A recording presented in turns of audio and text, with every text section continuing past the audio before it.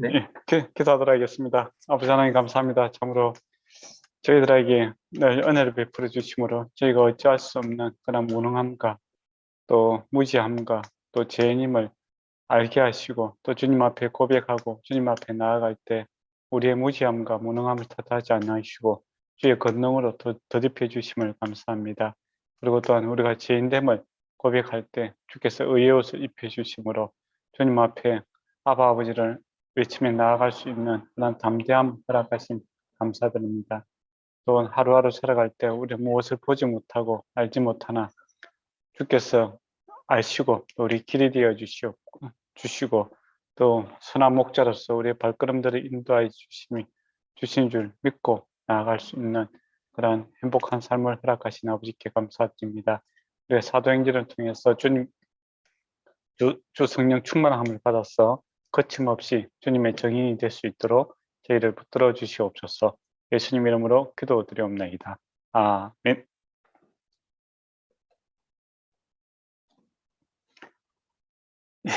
잘 지냈습니까? 예, 그러면 2장을 보도록 하겠습니다. 예, 오순절날이 기다리고 있습니다. 그리고 이제 예수님은 그 40일 동안 계시고, 지난 시간 보면 40일 동안 계시다가 이제 승천하셨잖아요. 그럼 예수님께서 왜 40일 동안 계셨을까? 거기에 대한 질문을 한번 하고 시작했으면 좋겠네요. 네. 50일 날 오실 거니까 49일까지 계시다가 올라갈 수도 있고, 그죠? 안 그러면 45일까지 계시다가 올라갈 수도 있잖아요. 근데 굳이 40일 동안 계시다가 올라가셨을까? 승천했을까? 그 질문을 한번 해보고 싶습니다. 예. 그러면 이제 모르면 이제 항상 우리가 구약 사건을 한번 이제 성경에서 40일이 언제 나오는가를 또 한번 조사를 해봐야 됩니다. 40일 하면 생각나는 사람이 누굽니까? 첫째는 모세지요. 모세가 율법을 받기 전에 40주야로 시내산에 올라가 있었지 않습니까? 그리고 또 이사가 아니요, 엘리야가 이제 바알의 제사장들을 죽이고, 예, 성으로 이제 들어왔는데, 이세벨이 뭐랍니까? 내일 이맘때에 너도 죽이겠다. 라고 하니까 깜짝 놀라서 어떻게 합니까? 도망가죠. 그러다가 이제 40주야로 가서 다시 하나님의 산에 이르는 것을 보게 됩니다. 또 예수님도 이제 40일을 금식을 하시죠. 맞습니까? 그리고 또 가만히 생각해 보니까 이제 400일도 있죠. 그죠? 이스라엘의 백성이 400년 동안 중설이 하게 되는 것도 있고, 그러면 이제 공통점들을 찾아보면 되겠죠. 1차적으로 이제 모세가 40일 동안 있다가 이제 율법을 받음으로써 옛날 삶이 이제 청산되고 이제 말씀으로 살아가는 그런 새로운 세상이 열리게 됩니다. 이제 그전까지는 언약을 체계를 안 했잖아요. 그죠? 근데 공식적으로 언약을 체결함으로써 이제 하나님의 백성이 되는 그런 새로운 날이 열리게 됐죠. 그리고 예수님도 이제 40주야를 기도하시고 공생애를 이제 본격적으로 시작을 하시는 것을 보게 됩니다. 그리고 엘리야도 보면 엘리야가 이제 40주야로 길을 갔다가 호렙산에 갔다가 그 이후에 그의 이제 사역이 누구에게 넘어갑니까? 엘리사에게로 넘어가지요. 새로운 세상이 열리는 것을 보게 됩니다. 그렇잖아요. 예수님께서도 40일이 계시다라는 것은 이제 그 맥락에서 같이 봐야 됩니다. 그러니까 40일 하면 이제 유대인들은 성경에서 보면 기대감이 생기지 않습니까? 뭔가 새로운 날이 오고 있다라는 기대감이 생기는 거죠, 그죠? 새로운 세상이 열릴 것이다. 예, 그런 이제 기대감을 주고 있는 거고, 또 그 영장 속에서 예수님이 이제 그 사역을 완성하심으로 성령께서 오심으로 새로운 이때까지 구약에서 경험하지 못한 새로운 세상이 열리게 되는 것을 보게 되죠. 예, 그런 의미에서 이제 40일 동안 계셨다 이렇게 보시면 될 것 같습니다. 그리고 오순절 날이 무엇이냐라고 했을 때도 오순절 날은 이제 저번에 제가 마태복음 할 때 한번 말씀드렸는데 6월절이 끝나고 나서 이제 50일째 되는 날이 이제 50일인데, 오순절인데, 이날 농사절기를 보면은, 벼를 한 단 이렇게 잘라서 이렇게 하나님 앞에 드립니다. 그게 추수를 갖다 이렇게 보리죠. 보리를 갖다 이렇게 하면 한 호멜이 나옵니다. 예, 첫 단을 드림으로써 이제 모든 추수가 이제 시작되었다. 이제 본격적으로 추수가 시작되었고, 또 이때까지 이런 것이 하나님의 은혜고, 또 하나님의 은혜로서 앞으로 남은 추수를 다 하게 될 것이다. 그런 기대감 속에서 이제 오순절을 기다리고 있는 그런 날입니다. 그러니까 이제 오순절 자체도 뭔가 새로운 날은 이제 새로운 추수를 기대하는 날이고, 예수님께서 이제 40일 동안 계심으로써 또 새로운 날을 기대할 수 있는 그런 분위기가 조성이 되고 있다. 이렇게 보시면 될 것 같습니다. 그리고 저번에 절기 제가 설명할 때 아마 동경에서 말씀드린 것 같은데, 예수님께서 부활의 첫 열매가 되셨다라고 했지 않습니까?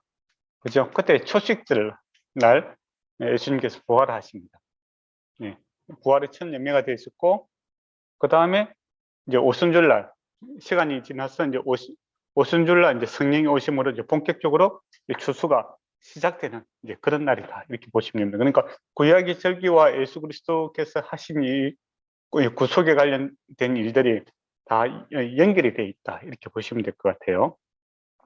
그러니까 이 구원의 사역이 이제 뭐 무작위적으로 이루어진 것이 아니라 하나님께서 구약에 이렇게 약속하셨던 그 절기의 의미에 따라서 그 날짜에 이렇게 정확하게 이루어지는 것을 보게 됩니다. 그러니까 예수 그리스도께서 이 땅에 오셔서 십자가 지고 부활하시고 승천하시고 또 성령께서 오시는 일들이 그냥 뭐 우발적으로 일어나는 것이 아니라 하나님의 계획 속에서 그것이 하나님의 뜻대로 성취가 되고 있다라는 것을 우리가 잘 봐야 됩니다. 그리고 이제 이때 이제 오순절 날 이제 120명이 어디에 있었는가? 예, 어디에 있었습니까?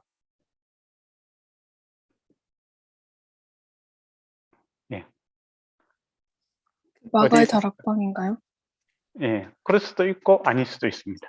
우리 가만 보니까 마가의 다락방이 있었다는 건 없잖아요. 그 앞에는 이제 마가의 다락방이 있었는데 지금은 이제 마가의 다락방이 있었다는 그건 없어요. 그러면 이제 어떻게 보면 그 많은 수가 이제 120명이 다락방에 들어가기 힘든 수도 있잖아요. 그러면 또 이날이 이제 오순절 날이니까 어쨌든 간에 성전으로 갔을 거 아닙니까? 성전에 가면 이제 가서 이렇게 솔로몬의 행각이라든지 여러 행각들이 있습니다. 거기서 모여서 가르치는 그런 장소죠. 예, 아마 그곳에서 이제 같은 이제 믿음의 공동체니까 거기서 모여서 기도할 수 있었겠죠. 예, 그래서 마가의 다락방인지 안 그러면 성전에 있었던지 잘 알 수가 없어요. 근데 제 생각으로는 한 120명 정도가 함께 있었고 또 성령이 이제 성령이 불의 헬처럼 이렇게 임했지 않습니까? 그리고 각자 이 방언을 하니까 옆에 사람이 들었잖아요. 그죠? 그러면 아마 성전의 한 구역에서 모여 있었다라고 이렇게 추측하는 것도 저는 그렇게 생각하는 게 맞을 것 같아요. 마가의 다락방에서 성령이 임했는데 그러면 외부하고 이렇게 차단이 돼 있지 않습니까? 그러면 이 사람들은 무슨 말을 하든지 외부에서 반응을 보일 수가 없잖아요. 그죠? 그런데 이것이 이제 오픈된 장소에서 했기 때문에 다른 사람들이 놀라고 거기에 대해서 술 취했다 이제 그런 표현도 쓰고 이제 그렇게 할 수 있지 않겠습니까? 그러다 보면 성전에 이렇게 여러 행각이라고 하죠. 행각은 이제 저번에 말씀드렸는데 지붕은 있고 기둥이 있고 벽이 없어요. 예, 그러니까 그곳에서 그늘진 곳에서 모여서 가르치는 그런 장소입니다. 아마 그런 행각에서 이렇게 있다가 성령이 임한 걸로 추측이 가능할 것 같아요. 예, 그러니까 장소를 이야기 안 했으니까 장소가 그렇게 중요한 것이 아니고 성령이 임했다. 그게 중요하겠죠, 그죠? 예, 지금도 이제 어떻게 보면 신약에서도 뭡니까? 뭐 장소가 중요한 게 아니잖아요. 그죠? 옛날에는 성전이라는 그 건물이 중요했는데 이제 신약으로 넘어옴으로써 이제 특정한 장소가 중요한 것이 아니라 내 마음을 열고 주님을 받아들이는 곳, 그것이 이제 곧 성전이 될 수가 있는 거죠. 예. 그리고 이제 호련히 강하고 강한 바람 소리가 있어, 예, 온 집에 가득하더라라고 합니다. 그러면 강한 바람 소리 하면 또 이걸 또 한번 생각해 봐야 되겠죠.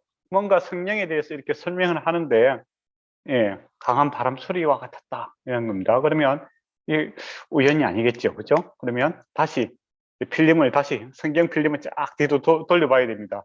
언제 그런 모습이 있었는가? 언제 있었습니까?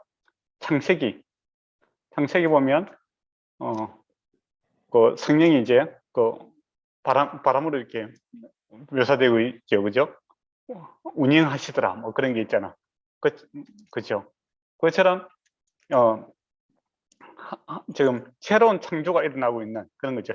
창세기에서 이 창조의 이야기가 나왔던 그 모양들을 갖고 옴으로써 지금 성령의 바람이 불므로써 이들이 재창조되고 있는, 이 세상은 죽고 그리스도 안에서 새롭게 태어나서 새로운 세상이 열리고 있는 재창조와 같은 그런 분위기가 이렇게 형성이 되고 있습니다. 그리고 그 성령께서 그 창세기에 나오는 그 성부, 성자, 성령 할 때 성령께서 창조에 동참하시는 것처럼 또 새로운 이제 교회가 태어나고 있잖아요, 그죠? 새로운 교회가 지금 믿음의 공동체가 태어나고 있어요. 이 새로운 그 교회의 탄생에 성령께서 지금 역사하고 있는 재창조의 이미지를, 이제 창조의 이미지를 가지고 오고 있다, 이렇게 보시면 될 것 같습니다. 그리고 안전 온 집에 가득하더라, 충만하더라. 성령의 특징이 뭡니까? 충만하죠. 가득합니다. 그리고 불이 혀처럼, 그죠? 예, 갈라지더라. 그러니까 불이 각자 이렇게 오는 것이 아니라 한 불이 내려와서 이게 갈라졌다. 이것도 중요하죠. 그러니까 성령은 한 분이신데, 그죠? 혀는 뭡니까? 말하는 거 아닙니까? 하나의 메시지를 다양하게 전달하는 거죠. 네, 내용은 같습니다. 그러니까 내용은 같고 이제 언어가 다르니까 다양하게 이렇게 이야기하고 있는 거죠. 각 사람 위에 하나씩 임하더라라고 되어 있습니다. 그래서 성령이 충만함을 받고 성령의 말함에 따라 다른 언어로 말하기 시작하더라. 이제 그렇게 되어 있죠. 그러면 이것도 이제 다시 한번 생각해 봐야 돼요. 여기서 이제 다른 언어, 방언이라고 하는데 이거는 좀 외국어입니다. 외국어. 여러분은 저보다 외국어를 잘하잖아요, 그죠? 일본말도 하시고 한국말도 하고 영어도 하시고 세 개의 방언을 할 수 있는 분들이. 저는 하나만 할 수 있는 사람입니다. 얼마나 감사한지. 예. 여기서 말하는 방언은 외국어를 가리키는 거예요. 근데 고린도 전서에서 오는 그 방언은 그건 외국어가 아니에요. 외국어가 아니고 그 교회에서 말하는 방언들 있잖아요. 못 알아듣는 소리. 근데 자기는 하나님께 기도한다. 근데 좀 시끄럽지만은 좀 하는 사람은 아주 진지하게 기도하는 그런 기도입니다. 그거는 그렇게 할 때 그 방언하고 여기서 말하는 방언하고 달라요. 여기서 방언은 외국어니까 이야기하니까 다른 사람이 바로 알아듣잖아요, 그죠? 근데 거기에서 말하는 방언은 못 알아듣는 이야기입니다. 그러면 어떤 사람이 어떤 이제 그 교파에서는 이제 방언을 해야 성령을 받았다. 이제 그렇게 극단적으로 이야기하시는 분들이 있어요. 그런 말 많이 들어봤죠. 근데 그렇지 않습니다. 또 뭐 더 심하게 이야기하는 사람들은 방언을 해야 뭐 구원을 받았다. 이제 그렇게까지 이야기하시는 분이 있어요. 그러니까 방언을 못하는 사람들은 이제 학습을 하죠. 같이 배우기도 합니다. 뭐 알파벳 같은 거꾸로 외운다든지 구구단을 거꾸로 외우는 사람도 있고, 뭐 그다음에 뭐 특정한 뭡니까 말들 갖다 계속 반복하는 사람들이 있는데 그건 방언이 아니에요. 그건 방언이 아닙니다. 그리고 우리가 방언을 못해도 구원받아요. 성령께서 하시는 일이 방언을 하는 게 그게 아니라 뭡니까? 예수 그리스도가 누구신지를 우리에게 알게 하시고 그분과 동행하게 하시고 그분을 닮아가게 하시는 그런 게 이제 성령께서 하시는 일이지, 예수 그리스도 계시, 즉 예수 그리스도를 알리시고 함께 살아가는 것이 성령의 역할이지 방언 자체가 여러 은사 중에 하나지 그게 뭐 절대적인 것은 아니다라는 겁니다. 근데 어떤 사람들은 뭐 방언이 가장 기초고 그 다음에 뭐 이렇게 해서 마치 이제 단계를 나누고 있는데 그건 절대 아닙니다. 그건 잘못 알고 있는 거예요. 예. 그리고 또 방언 못하는 사람들은 뭐 사실 멸시를 하고 뭐 그런 사람들도 제가 봤어요. 예. 그건 절대 아니다라는 겁니다. 방언을 할 수 있으면 좋겠죠. 근데 그건 여러 가지 은사 중에 하나니까 해도 되고 안 해도 되는 그런 거고, 기도는 그 진심으로 주님 앞에 기도하는 게 옳습니다. 혹시 여러분은 방언 하십니까? 예. 저는 합니다. 개인적으로. 예, 자랑하는 건 아니고. 예. 근데 이제, 그게 이제 방언을 할 때 중요한 거는 그거예요. 교회에서 이제 혹시나 여러분이 사역하다 보면 방언하시는 분들이 있어요. 그때 이제 하시는 분들은 다른 사람들한테 이렇게, 방해가 되지 않아야 됩니다. 초신자들 오고 있는데 뭐 혼자서 막 떠들고 있으면 사람들이 이상하게 생각하잖아요. 그죠? 교회 잘못 왔다 하면서 교회를 떠나는 경우도 있습니다. 저도 옛날에 제 친구, 예, 저는 부산에 있었으니까 강안리에서 이제 전도에서 수요 예배에 참석했더니 그날 하필이면 또 우리 목사님께서 열심히 방언을 하시는 바람에 그, 우리 친구가 안 믿는 사람이었는데 깜짝 놀랐어요. 바로 나갔어요. 도망가더라고요. 예. 네, 그렇게까지 할 필요가 없습니다. 조용히, 예, 어떻게 보면 혼자서 골방에서 주님과 기도하는데 힘쓰시고, 다른 사람 앞에서는, 예, 다 알아들을 수 있는 그렇게 기도하는 것이, 예, 옳은 방법입니다. 근데 어떤 이제 때는 뭐 공예배 기도하는데도 뭐 이렇게 방언으로 하시는 분이 계시더라고요. 그러면 그 전혀 도움이 안 되잖아요. 그 성도 듣는 사람이 무슨 말인지 알고 아멘 하겠어요, 그죠? 예, 그렇게 하시면 안 된다는 겁니다. 그리고 여기서 말하는 이제 방언은 외국어를 가리키고 있다라는 것이죠. 그러면 이제 여기서 한번 생각해 봐야 돼요. 언어가 이렇게 지금 이제 다른 말로 이렇게 하면서 소통이 일어나지 않습니까? 그러면 이와 반대된 상황이 있었지요. 언제 있었습니까? 창세기에 보면 바베타 사건, 그죠? 바벨탑을 중심으로 해서 사람들이 우리가 하나가 되자, 이제 그렇게 하잖아요. 근데 하나님께서 언어를 다르게 하심으로 그들이 흩어지게 되는 것을 보게 됩니다. 그죠? 거기에 대한 이제 하나님이 답이죠. 하나님, 바벨탑이 답이 아니라 이제 예수 그리스도를 중심으로 이제 한 마음으로 하나가 되는 것을 이제 보게 되죠. 한 성령으로. 그렇게 해서 그 바벨탑과는 반대 되는 역사가 일어나게 됩니다. 그래서 여러 민족이 이제는 하나가 되는 이제 그런 일들이 이제 이 성령의 임함으로 일어나게 되죠. 예. 사람 중심으로, 예, 우리가 하나 되자라고 했을 때는 문을 흩어버렸는데 이제는 예수 그리스도 중심으로, 하나님 중심으로 주님께서 이제 다시 하나로 이렇게 묶어주고 있는 것을 보게 됩니다. 그래서 이제 놀라운 것은 저와 여러분이 믿고 있는 이 예수 그리스도, 예, 여러 민족, 여러 나라가 있는데, 예, 예수를 믿는 사람들은 여러분과 같은 마음을 믿고 있죠. 그래서 저와 여러분이 거기 가서 이제 다른 곳에서 설교하고 또 부족한 말로 이렇게 이야기를 해도, 예, 뭡니까? 성령께서 감동하심으로 한 마음이 되게 하십니다. 네, 그게 참 놀라운 일이에요. 그게 이제 성령께서 역사하시기 때문에 가능한 일입니다. 우리가 뭐 그렇지 않다면은 일반적인 뭐 철학자라든지 안 그러면 뭐 교육하는 교수님이 가서 문화가 다른 데 가서, 예, 통역도 잘 안 된다고 봐야 되겠지, 그죠? 그런 상황에서 이제 그 이야기를 했는데 한 마음이 되고 하나가 되는 건 거의 뭐 힘들다고 봐야 됩니다.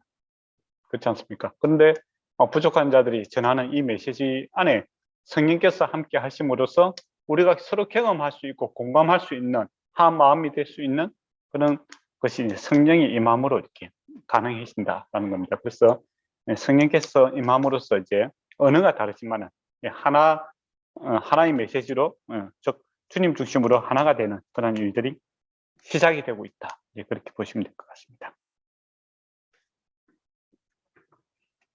그리고 이제 이날은 이제 6월절, 오순절이니까 오순절은 이제 그 유대인 남자들은 일주일 동안 그 예루살렘에 방문해서 같이 그 생활을 하게 됩니다.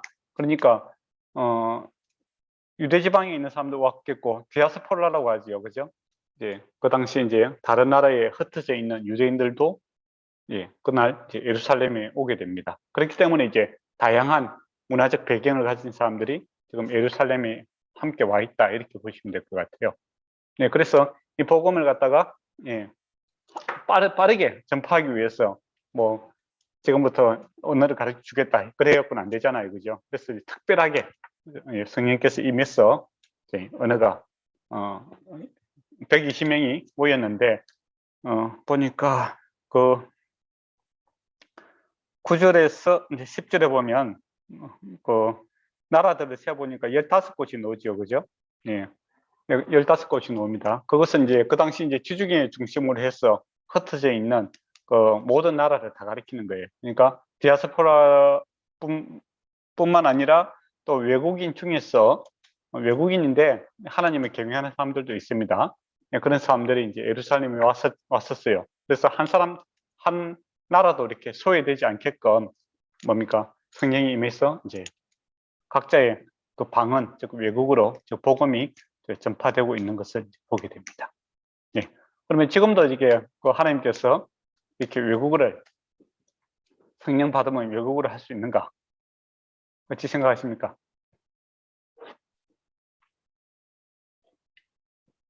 할 수 있지 않을까요? 있을까요? 그렇게 이야기하는 사람도 있더라고요. 그러면 그렇게 이야기하시는 분들은 여러분이 하는 방언은 이제 잘 알 수는 없지만은 지구상에 흩어져 있는 여러 족속 중에 한 방언이다라고 이야기하시는 분이 있대요. 근데 검증이 안 되네요. 이왕이면 영어로 좀 했으면 좋겠는데 일본 가면 일본어를 하고 그렇게 이야기하는 사람은 없어요. 영어로 방언 받았다는 사람 지금 못 봤어요. 그러니까 시험 칠 수 있는 그런 범위가 없더라라는 겁니다. 그래 보면은 이거는 이제 하나님께서 일시적인 행상이죠. 그러니까 일반화 특수한 사항입니다. 특수한 사항. 이 복음이 이제 그 긴급성이 있는 거죠.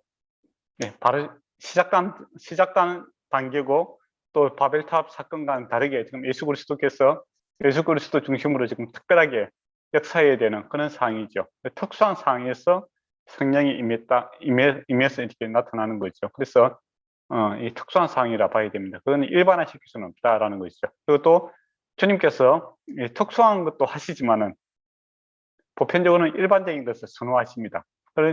대표적인 것이 뭐냐면은 그 강야에서 만나를 주시죠. 그렇지 않습니까? 먹고 마심에 있어서 만나를 주시고 반석에서 물을 나게 하시지 않습니까? 그런데 요단강을 딱 건너가자마자 어떻게 합니까? 만나가 끊어집니다.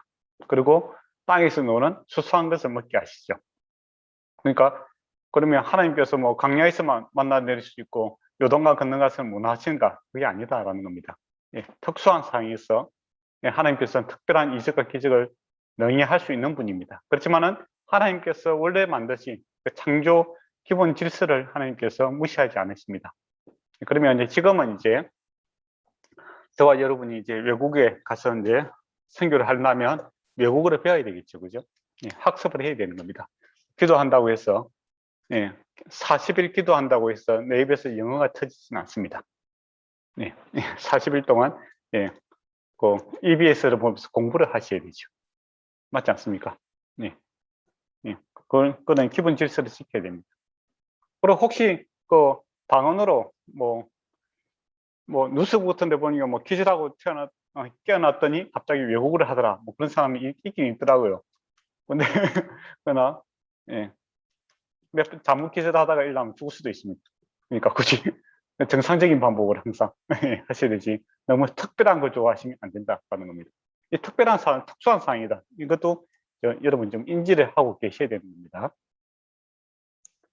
그리고 이제 이런 일이 일어나니까 어떻게 됩니까? 사람들이 이제 놀라겠죠. 다 놀랍니다. 다 놀라 신기하게 여겨 이 말을 하는 사람들이 다 갈릴리 사람이 아니냐 이렇게 함이죠. 이게 무슨 말입니까? 이제 갈릴리 사람들을 무시하는 이야기죠. 그러니까 만약에 여러분이 도쿄에 사는데 도쿄에 사는 이 도시 사람들이 뭐 외국어 좀 많이 한다 그렇게 하면 공부를 좀 많이 했겠네 그렇게 생각할 수 있겠죠.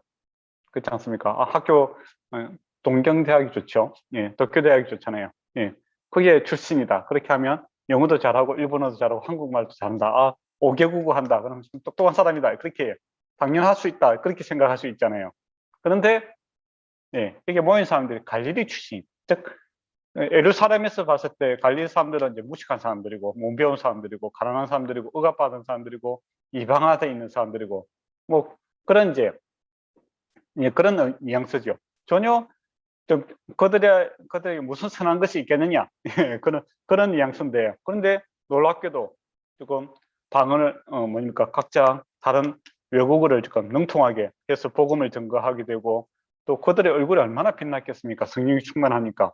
그러니까 경건한 자들이 모였는데 바리새인들이 보여주는 그 경건이 아니라 성령으로 인하여 그들에게 나타나는 경건한 메시지와 그 영향력 그 모습들을 보니까 깜짝 놀라게 되는 거죠. 그래서 이건 사람이 하는 일이 아니다, 그런 전제에서 이야기합니다. 그러니까 갈릴리 출신이라면 이렇게 할 수 없다. 그러면 뭡니까? 하나님께서 특별히 역사하셨다, 그렇게 볼 수 있겠죠. 근데 이제 그걸 이제 어떻게 된 건지 모르니까 이제 그 사람들은 놀라고 신기하게 생각하는 겁니다. 그리고 이제 9절에서 이제 10절까지는 15, 그 당시 이제 모든 나라들이 다 망라되어 있죠. 그러면서 이제 어찌 된 일이냐, 12절에 보면 놀라며 당황하여 서로 이럴 어찌 된 일이냐. 그러니까 또 이 와중에 이제 또 어떤 사건이 일어나면 안 좋게 이제 해석하고자 하는 사람들이 반드시 있습니다. 그렇죠. 그러니까 그들이 세술에 취하였다, 그렇게 이야기하는 거죠. 그럼 세술은 뭡니까? 이제 그 당시 이제 곡물로 이렇게 추수 때잖아요, 그죠? 보리 추수하고 이렇게 추수하는 그런 시기니까 새로운 곡식을 갖다가 발효를 시켜요. 거기다가 여기서 세술이라는 것은 꿀을 갖다가 이렇게 더 첨가를 합니다. 그렇게 하면 술이 달지도 하겠지만 뭡니까? 이게 알코올 농도가 이렇게 더 이렇게 첨가가 된다고 합니다. 먹고 싶죠? 한 번씩 먹어봐야 되는데 먹으면서 이게 세술이 다면서 그래 어쨌든 간에 사람들이 이제 이 사람들이 도수 높은, 그러니까 세술 도수가 높은 이렇게 술을 먹고 이게 좀 술주정을 하고 있다, 그렇게 이야기를 하는 거예요. 그러니까 이게 대해서 변론해야 되지 않겠습니까? 그래서 이제 14절에 보면 12사도 가운데 이제 베드로가 서서 이야기하고 있는데, 여기서 서서라는 표현이 이제 수동형으로 되어 있습니다. 이게 중요하겠죠. 능동형이면 뭐겠습니까? 12사도가 있는데 딱 물어보니까 베드로가 뛰어나갔어. 내가 이야기하겠다. 그렇게 된 거고, 수동형은 뭡니까? 사람들이 베드로 옆구리 찔르는 거죠. 네가 가서 이야기해라. 그렇게 되는 겁니다. 가장 이 상을 설명할 수 있고 우리 뭡니까? 이 상을 잘할 것 같은 사람이 베드로 같은 느낌이 들어서 다른 제자들이 베드로를 갖다가 앞에 내세웠던 거예요. 또 근데 이것 또한 예수님께서 뭐랍니까? 베드로, 너는 반석이다, 개바다, 그렇게 이야기해서 그 위에 이제 교회를 세우겠다, 그렇게 이야기하지 않습니까? 그 베드로의 신앙 고백이, 그것도 이제 베드로가 어떻게 성격상으로도 이렇게 항상 좀 행동이 좀 앞선 사람인데, 주변에서도 또 베드로가 또 리더십이 있잖아요. 갈릴리 갈 때 다 데려가지 않습니까? 그래서 은연중에 이렇게 베드로가 이제 리더 역할을 하고 있는 것 같아요. 그래서 주변 사람들이 이제 믿어서 앞으로 내보내는 겁니다. 그래서 베드로가 수동형입니다. 자기가 밀려서 나가서 이제 서서 앞으로 떠밀려 나갔다, 이렇게 표현하면 좋겠네요. 우리도 그렇게 하잖아요. 누가 기도하겠습니까 하면 눈치 보고 있다가 누가 한답니다 하고, 그죠? 제가 잘하는 방법입니다. 같이 밥 먹으러 가서 기도하기 좀 힘들면 목사님 기도해 주세요 하고 먼저 눈을 감죠. 절대로 눈을 마주치면 안 됩니다, 그때부터. 그런 이제 방법이 있는 거죠. 베드로가 거기에 딱 걸리는 겁니다. 제자들이 눈을 감고 눈을 뜰 생각을 안 하고 베드로만 쳐다보고 있죠. 베드로가 앞으로 떠밀려서 나갔습니다. 유대인과 예루살렘의 모든 사람들아, 거기 이 메시지가 유대인에게만 속한 것이 아니라 벌써 이제 모든 사람들아, 열방에 이제 증거되고 있는 거죠. 그렇게 하기 위해서 이제 뭡니까? 방언을 통해서 이제 외국어로 터졌지 않습니까? 그러니까 이 말은 이제 다 지금 동시에 이제 자기의 외국 그거를 듣고 이제 자기 모국어로 이제 듣고 있는 겁니다. 그만큼 이제 분명한 메시지가 증거가 되고 있는 거죠. 그래서 처음에 이제 15절에 보면 지금 제3시다.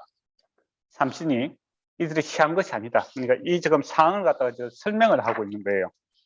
예. 사람들이 술 취했다 하니까 이 술 취한 것이 아니라 변론하고 있는 거 술 취한 상황이 아니다. 라고 눈앞에 이제 벌어지고 있는 일들은 이제 설명을 합니다. 그럼 여기서 제3시는 우리 시간으로 하면 몇 시일까요? 네. 제3시면 6시부터, 아침 6시부터 이제 세문됩니다. 그러면 아침 9시죠. 네. 아침 9시니까 뭐, 아침부터 이렇게 술에 취해갖고, 뭐, 그것도 한 명이 아니고, 120명이 그렇게 술 취해 있을 수가 없지 않느냐. 이제 그런 이야기고. 그리고 지금 시기적으로 보면 새술에 취했다라고 이야기하는데, 지금 이제 곡식을 막 축사하고 있는데, 지금 술을 만들 시간이 없지 않습니까? 그러니까, 그건 말도 안 되는 소리다. 그렇게 이야기도 합니다. 이 술 취한 것이 아니라, 이제 뭐라고 합니까? 이게 예언이 성취된 것이다 라고 이제 말씀을 하고 있습니다. 그것이 16절에서 21절까지 이 지금 행상을 설명을 하는데, 이것은 우연이라든지 사람들이 술 취해갖고 이렇게 하는 것이 아니라 하나님의 말씀이 지금 성취가 된 것이다. 네. 그렇게 말씀을 하고 있죠. 그리고 요에서 말씀을 합니다. 요에서 2장 28절에서 32절 말씀을 가져오죠. 그래서 17절에 보면 하나님이 말씀하시기엔 말세예요. 예. 이 말세라는 것은 이제 어떤 사람은 믿는 사람도 그렇고 안 믿는 사람도 그렇고 말세지 말이다 이 말을 많이 하죠. 말세지만 그 말세의 그 끝이다. 그래 세상이 뭐 어떻게 변하려고 그러나 라고 하면서 이제 이야기 시작하지 않습니까? 그러면 성경적으로 말세는 언제일까요?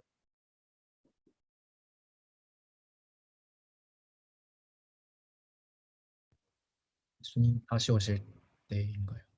그러니까요. 그게 언제입니까?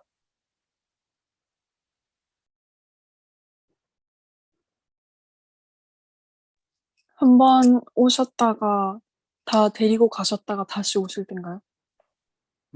그렇잖아요. 그건 이제 세대주의적 입장이고, 어쨌든 말세라는 것이 물리적인 시간에 근거해서 이야기하는 게 아니고 지금이 말세입니다. 지금이. 그러니까 순수상 말세예요. 예. 그 성경에서 사람들이 이제 그 세대주의자들이라든지 안 그러면 뭐 시한부 종말론자들이 이야기할 때는 시간을 이야기하잖아요. 그죠? 물리적인 시간. 그죠? 예. 그런 이제 이단들이 많이 생겼어요. 근데 예수님 지금 이제 2000년 전에 지금 제자들이 지금 오순절이 일어나고 있는 이때가 말세고 지금도 말세예요. 앞으로도 말세고. 예, 무슨 말이냐면 말세란 순수상으로 이야기하는 거예요. 그러니까 하나님의 창조가 있었잖아요. 그죠? 인간이 타락이 있었습니다. 그리고 하나님께서 이제 그 사람들을 구원할 것을 약속을 하셨잖아요. 그게 약속이 이제 예수 그리스도의 십자가에서 이제 성취가 되고 부활, 그죠? 그 다음에 승천하시고, 그 다음에 성령이 임하시잖아요. 예. 그로부터 마지막 남은 것이 뭡니까? 주님의 재림이지요. 그러면 순수상으로 이제 마지막 하나만 남았다라는 겁니다. 그런 의미에서 말세예요.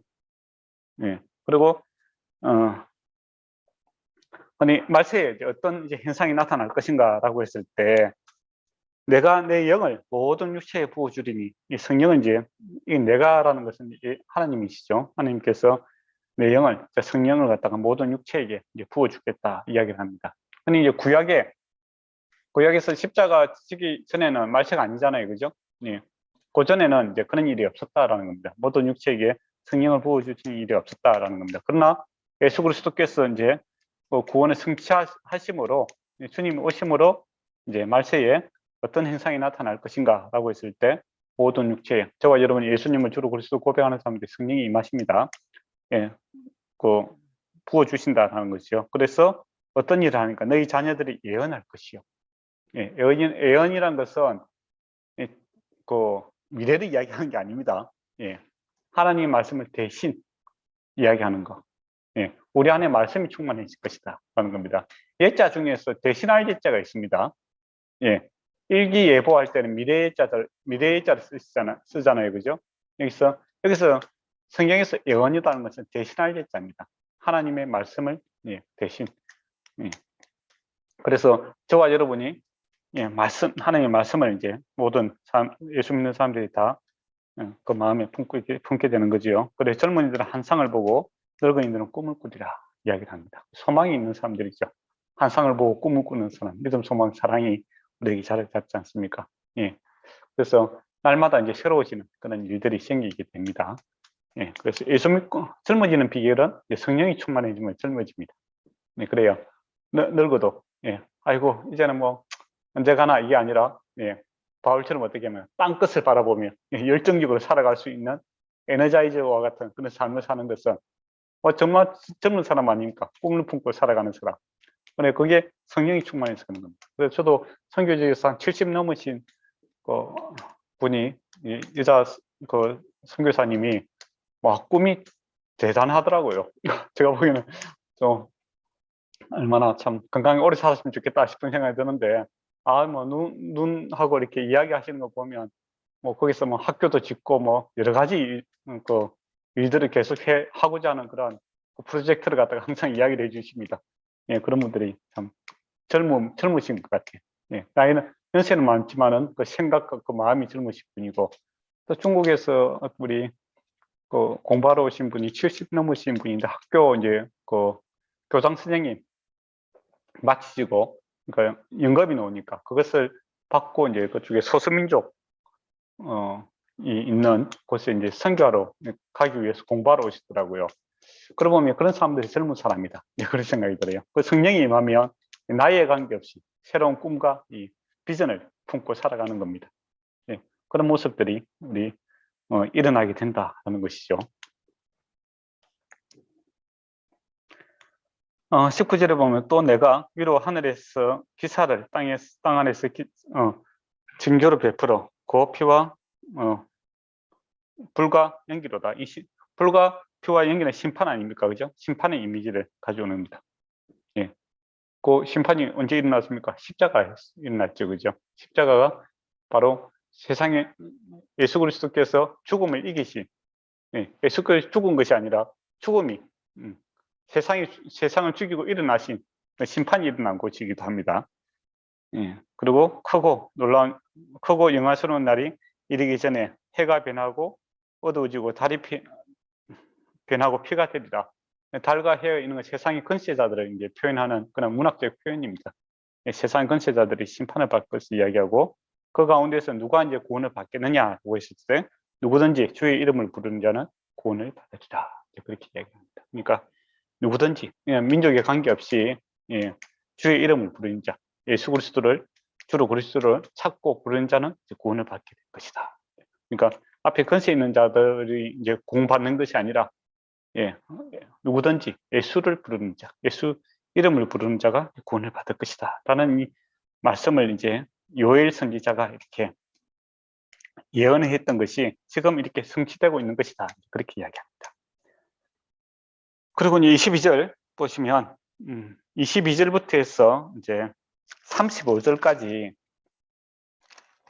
내용은 예수 그리스도가 이제 하신 일을 선포를 합니다. 그러니까 이 앞에 있는 상이 이제 오순절 사건이 나서 사람들이 놀라지 않습니까? 그래서 이건 술 취한 것이 아니다. 그리고 예언이 성취된 것이다. 누굴 통해서 예언이 어떻게 성취되었느냐 이렇게 물어볼 거잖아요, 그죠?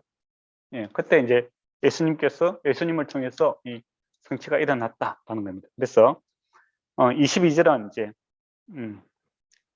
예수 그리스도를 통해서 이제 그 입증이 되었다. 그 이야기를 하는 거고 23절은 예수 그리스도께서 십자가에서 못 박히셨도다. 그 다음에 24절에서 32절까지는 예수님께서 부활했다라고 이야기합니다. 그리고 33절에서 34절까지는 예수 그리스도께서 승천하셨다. 그리고 지금은 어디 계시느냐? 35절에 예수님께서는 영화롭게 하나님으로 하나님 우편에 계신다. 그 이야기를 하고 있습니다. 그러니까 저와 여러분이 알고 있는 이 복음을 지금 증거하고 있는 그런 내용입니다. 그러면 다시 22절부터 한번 보도록 하겠습니다. 이스라엘 사람들아, 이제 이 말을 들어라 이야기합니다. 너희가 아는 바와 같이 하나님께서 나사렛 예수를 큰 권능과 기사와 표적으로 너희 가운데 베푸사 너희에게 그를 증언하셨느니라. 이거는 얼마 전에 있었던 일 아닙니까? 예수님께 십자가 지기 전 50일 전에 그 십자가 지고 부활하셨잖아요. 그죠? 그 전에 3년 동안 계심으로써 이스라엘 사람들에게 예수님께 이적과 기적과 표적을 통해서 예수님이 하나님의 아들이심을 증명했죠. 그리고 요한복음에 보니까 말씀으로 또 선지자들의 예로서 뭐 모세를 통해서 뭐 언약을 통해서 또 이적과 기적을 통해서 하나님의 아들 되심이 분명하게 이게 나타났다라는 겁니다. 그건 다 지금 그 동시대 사람들이 경험하고 알고 있는 사실을 지금 이야기하는 거예요. 예. 그리고 이제 23절 보면 그가 하나님이 정하신 뜻과 미리 아신 대로 내어주신 바 되었거늘. 예, 이제 그 십자가에 돌아가시는 것이 하나님이 정하신 뜻과 미리 아시는 대로 내어주신 바, 즉 말씀대로 지금 성취가 되어서 돌아가셨다라는 겁니다. 근데 누구에 의해서? 법 없는 자들. 이게 법 없는 자는 누구를 가리키는 겁니까? 율법이 없는 자죠. 이방인을 가리키는 겁니다. 로마인에 의해서 손을 빌려서 죽었다라는 겁니다. 그러니까 그렇다고 해서 이스라엘 사람 너희는 책임이 없는 것이 아니죠. 너희가 죽이려고 했는데 너희의 손에 피를 묻히지 않게 하기 위해서 법 없는 사람, 로마인들을 이용해서 너희가 죽였다라는 겁니다. 너희가 죽였다 이야기를 하는 거죠. 근데 그것이 하나님의 뜻대로 되었다라는 겁니다. 그리고 24절에 보면 하나님께서 그를 사망의 고통에서 풀어내셨으니 이는 그가 사망에 매일 수 없었느니라. 그러니까 돌아가셨는데 어떻게 됐는가?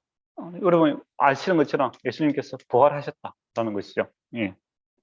그래서 이것도 이제 그 뭡니까? 구약의 말씀의 성취다라는 겁니다. 그래서 다윗이 이제 말씀했던 그 내용 시편 16편 8절에서 11절 말씀을 이제 가져옵니다. 예, 이것이 우연히 그렇게 된 것이 아니라 하나님의 그 말씀대로 성취되었다라고 합니다. 그래서 시편 16편을 이제 가져오는데 내가 항상 내 앞에 계신 주를 배웠으며 여기서 내가는 누굽니까? 다윗이겠죠, 그죠? 내가 내 앞에 계신 주님을 내가 늘 보았다라고 이야기합니다. 나를 요동치 않게 하시기 위하여 그가 내 우편에 계시는도다. 예. 그러므로 하나님께서 함께 하신다 이거죠. 그러므로 내 마음이 기뻐하고 내 혀도 기뻐하였으며 육혀도 희망에 거하였느니라. 즉 주님께서 함께 늘 하셨기 때문에 그렇다라는 겁니다. 이는 예. 다윗이 이제 그 예언한 거죠. 내가 내 주를 배움. 이거 내가라는 것은 이제 예수 그리스도를 가리키는 그런 표현이죠. 예. 내 영혼을 엄부에 버리지 아니하시며, 물론 1차적으로는 이제 다윗이 자기의 이제 마음을 이제 이야기하겠지만은 이 말씀이 이제 예수 그리스도에게 성취가 된다. 그렇게 보시면 될 것 같습니다. 내 영혼을 엄부에서 버리지 아니하시고 주를 거룩한 자에게 썩음을 당치 않게 하시는 것이죠. 즉 예수 그리스도의 십자가와 부활을 죽고 나서 부활할 것은 이제 다윗이 예언했다. 이제 그렇게 이야기합니다. 주께서 생명의 길을 내게 보이시니 주 앞에서 내게 기쁨이 충만하게 하시는도다라고 이야기를 합니다. 다윗이 이제 그렇게 이야기를 했다라는 것이죠. 그리고 이제 29절에 보면 형제들아 내가 조상 다윗에게 대하여 담대히 말할 수 있느니 다윗이 죽어 장사되어 그 묘가 오늘까지 우리 중에 있는도다. 즉 다윗 자신에 대한 예언이 아니다라는 것이죠. 그럼 다윗이 부활한 것이 아니니까 다윗이 누구에 대해서 이야기한 것이냐라고 했을 때 바로 예수님에 대한 말씀이다. 그렇게 이야기를 하는 겁니다. 근데 예수님의 면은 어떻습니까? 비어있지 않습니까? 그죠? 다윗의 면은 지금 그대로 있는데 즉 다윗은 부활하지 않았다라는 겁니다. 그러면 다윗이 누구에 대한 이야기를 하고 있는가라고 했을 때 바로 예수님에 대한 이야기였다라고 이야기하죠. 그래서 30절에 보면 그는 선지자라. 예. 하나님이 이미 맹세하사 그 자손 중 하나님께서 한 사람을 그 위에 앉게 하시려고 하심을 알고, 그러니까 여기서 그는 다윗이죠. 다윗이 이제 선지자다 이겁니다. 그래서 다윗이 하나님의 그 선지자로서 하나님의 메시지 뜻을 알고 미리 말씀하셨다라는 것입니다. 예수 그리스도의 부활에 대해서 말씀하셨다라는 거죠. 32절 보면 이 예수를 하나님이 살리신지라 우리가 이 일의 증인이로다. 그렇게 합니다. 예수님이 살아나는 거 제자들이 보았지 않습니까? 그죠? 보고 만져보기도 하고 같이 식사도 하고, 그래서 증인이다. 내가 경험한 일이다. 그 이야기를 합니다. 그리고 33절에 보면 하나님이 오른손으로 예수를 높이시며, 오른손은 오른쪽이라는 권능입니다. 권능으로 높이시며 그가 약속하신 성령을 아버지께 받아서 너희가 보고 듣는 이것을 부어주셨느니라. 그러니까 지금 일어난 현상은 예수님께서 성천하셨기 때문에 또 그 성령을 부어주시겠다고 했는 겁니다. 그게 주님의 이제 주관하시는 거고, 또 성령이 하시는 일이 그리스도 영으로서 주님을, 예수 그리스도를 증거하는 일입니다. 그걸 위해서 지금 성령을 부어줬기 때문에 이런 일들이 현상이 일어나고 있다라는 그 사항을 설명을 하고 있는 겁니다. 34절에 보면 다윗은 하늘에 올라가지 못하였으나 친히 말하되, 지금 다윗이 선지자로서 좀 예언했던 것을 이야기합니다. 주께서 말씀하시기를 내가 내 원수로 내 발등상 되게 하기까지 너는 내 우편에 앉아 있으라 하셨도다. 즉 예수님께서 하나님 우편에 앉아 계시는 것을 이야기하고 있는 겁니다. 이게 말씀대로 이렇게 성취가 되어서, 그 성취가 되었기 때문에 그 결과물로서 성령의 역사가 일어나고 있다 이야기하는 겁니다. 그러니까 결과를 보고 이것이 어떻게 된 것인지를 이제 설명을 하고 있는 거죠. 네. 그리고 36절에 보면 그런즉 이스라엘 온 집은 확실히 알지니 너희가 십자가에 못 박은 이 예수를 하나님이 주와 그리스도 되게 하셨느니라 라고 하면서 예수 그리스도를 증거를 하고 있습니다. 네. 그럼 베드로가 이제 처음으로 이제 설교를 한 내용이죠. 네. 그죠? 대단하지 않습니까? 설교 원고도 없는데. 네. 그죠? 설교 원고도 없는데 이렇게 잘 이야기를 하고 있어요. 이게 왜 가능할까요? 정인이니까. 자기 본 거 이야기하니까. 이게 뭐 학습되고 논문 쓰는 게 아니잖아요. 내가 경험한 거, 내가 알고 있는 것을 전달할 뿐이죠. 거기다가 뭐가 있습니까? 성령이 지금 함께 역사하시니까. 그러니까 없는 것을 설명하는 것이 아니라 있는 것을 그대로 설명만 지금 하고 있는 거죠. 이게 어떻게 보면 예수 그리스도의 그 정인들이 해야 될 일입니다. 저와 여러분도 설교가 이제 그런 거죠. 없는 내용을 갖다가 이렇게 문장으로 만들어서 전달하는 것이 아니라 내가 경험하고 내가 알고 있는 것을 전달하는 겁니다. 그래서 가장 강력한 설교는 경험에서 나옵니다. 그런 의미에서 예수 그리스도의 정인을 누가 가장 잘할 수 있는가? 말을 잘하는 사람이 아니라 예수님과 함께 사는 사람이 잘할 수 있습니다. 그래서 가만히 보면 이제 전도 잘하시는 할머니들 계시죠. 별로 배운 것도 없고 또 세상 그렇다는 그 좋은 직업도 아니신데 예수 그리스도를 증거하는 일에 아주 힘이 있는 분들이 있어요. 어느 시골에 갔는데 시골에 이제 성도들이 없더라고요. 그 할머니 한 분 계셔요. 그래서 아유 할머니 어떻게 예수님 믿게 되었습니까? 하니까 자기가 이제 도시에 갔는데 병원에 갔는데 그 병원에서 이제 자기 딸이 먼저 예수님을 믿었는 것 같아요. 그래서 예수님 믿으라고 하니까 가슴에 주님이 딱 뜨거운 불처럼 들어와서 믿게 되었다는 거죠. 그러니까 이걸 갖다가 뭐 저와 여러분처럼 학문으로 공부를 해서 이렇게 전달하는 것이 아니라 주님이 찾아왔다는 겁니다. 자기 마음속에.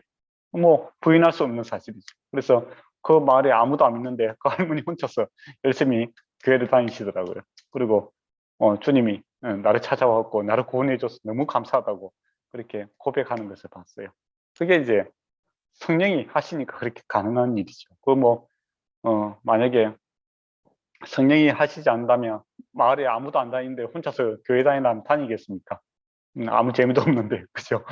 예, 그런 이제 일이 일어나는 겁니다. 그래서 정인이다라는 것은 경험을 항상 전제를 하고 있습니다. 그래서 우리가 예수 그리스도의 말씀을 전달하는 자들인데 이게 학문적으로 접근하는 것이 아니라 그 말씀이 내 안에서 역사하고 있는 이런 것들에 대한 경험이라든지 내가 먼저 누리고 맛보는 것, 이게 참 중요하다는 겁니다. 그래요. 복음의 메시지가 담백하지만은 강력하게 힘이 있습니다. 베드로가 한 내용, 그 전도 설교한 내용을 보면 특별한 내용이 없잖아요. 안 그렇습니까? 예수님께서 여러분이 아는 것처럼 예수님께서 이 땅에 오셨고 함께 계셨고, 그죠? 그 다음에 십자가 지시고 부활하시고, 승천하셨고, 그 말씀대로 된 거다. 그렇게 이야기하는 거잖아요. 거기 뭐 재밌는 예화를 갖다 붙인다든지 뭐 그런 것도 없어요. 그리고 뭐 삼단노법을 해서 뭐 아주 화려하게 설명을 하고 뭐 그런 것도 없잖아요. 있는 그대로 이야기한 겁니다. 그러니까 어떤 일이 생깁니까? 37절에 보면 이 말을 듣고 마음에 찔려 베드로와 다른 사도들에게 물어 이르되 형제들아 우리가 어찌할꼬? 놀라운 일이 생깁니다. 복음의 내용을 증거했더니 어찌할꼬? 큰일 났는 거죠. 이제 그 메시아를 주신 하나님 아들을 자기들이 어떻게 했습니까? 50일 전에 죽였잖아요. 십자가에. 큰일 났는 거죠. 어찌할꼬? 근데 이걸 갖다가 베드로가 감동을 주기 위해서 억지로 만들어낸 것이 아니라 있는 사실 그대로 이야기했는 겁니다. 복음이 증거하니까 성령이 그들의 마음속에 말씀이 금이 되어서 그들의 마음을 찔러버리는 거죠. 그러니까 베드로가 설득력 있고 감동을 주는 그런 눈빛으로 한 것이 아니라 정말 투박한 사람이잖아요. 갈릴리 출신 아닙니까? 그죠? 유명한 배우가 아니다 이거죠. 뛰어난 하술이 있는 말장이가 아닌 겁니다. 있는 팩트, 복음만을 증거했는데 성령이 역사하심으로 그들의 마음을 찌르는 일이 생겼다라는 겁니다. 이게 중요합니다. 정말 중요해요. 성령께서 역사하시니까 이제 그들의 마음이 찔려서 이제 우리가 어찌할꼬 큰일 나는 겁니다. 그래서 이제 베드로가 어떻게 하면 38절에 보면 너희가 회개하라는 겁니다. 회개하여 각각 예수 그리스도의 이름으로 세례를 받고 죄 사함을 받아라. 그러면 성령을 선물로 받으리라. 그러니까 이제 회개하면 어찌할꼬 마음이 찔렸었는데 자기가 죄인됨이 이제 나타나니까 어찌할꼬 했을 때 회개라는 것은 뭡니까? 후회하는 것이 아닙니다. 회개는 돌이키는 것까지가 회개입니다. 후회는 누구도 했습니까? 가룟 유다도 후회는 했었잖아요. 그렇잖아요. 은산집 갖다 주고 내가 왜 그랬을까 하면 스스로 목을 메고 죽었습니다. 그거는 회개가 아니에요. 그거는 후회하는 겁니다. 후회하는 거. 회개는 돌이키는 게 회개예요. 돌이켜서 주님이 하나님께서 제시하신 예수 그리스도를 이제 받아들이는 거죠. 세례는 뭡니까? 멤버십이 되는 거죠. 세례는 죽고 다시 태어나는 그런 의미가 돼서 이제 그 새로운 멤버에 들어가는 것을 이제 합니다. 그 당시 이제 문화에서도 세례는 언제 받냐면은 어떤 특정한 단체들이라든지 근데 들어가는 의식 행위죠. 그때 이제 물에 들어가는 사람도 있고 피를 사용하는 방법도 있고 우리가 옛날 그 고전 영화들 보면은 또 드라마 같은 데 보면은 짐승을 이렇게 배를 갈라서 그죠? 그 밑에 있다가 피와 오물을 갖다가 덮어 쓰는 그런 경우도 있잖아요.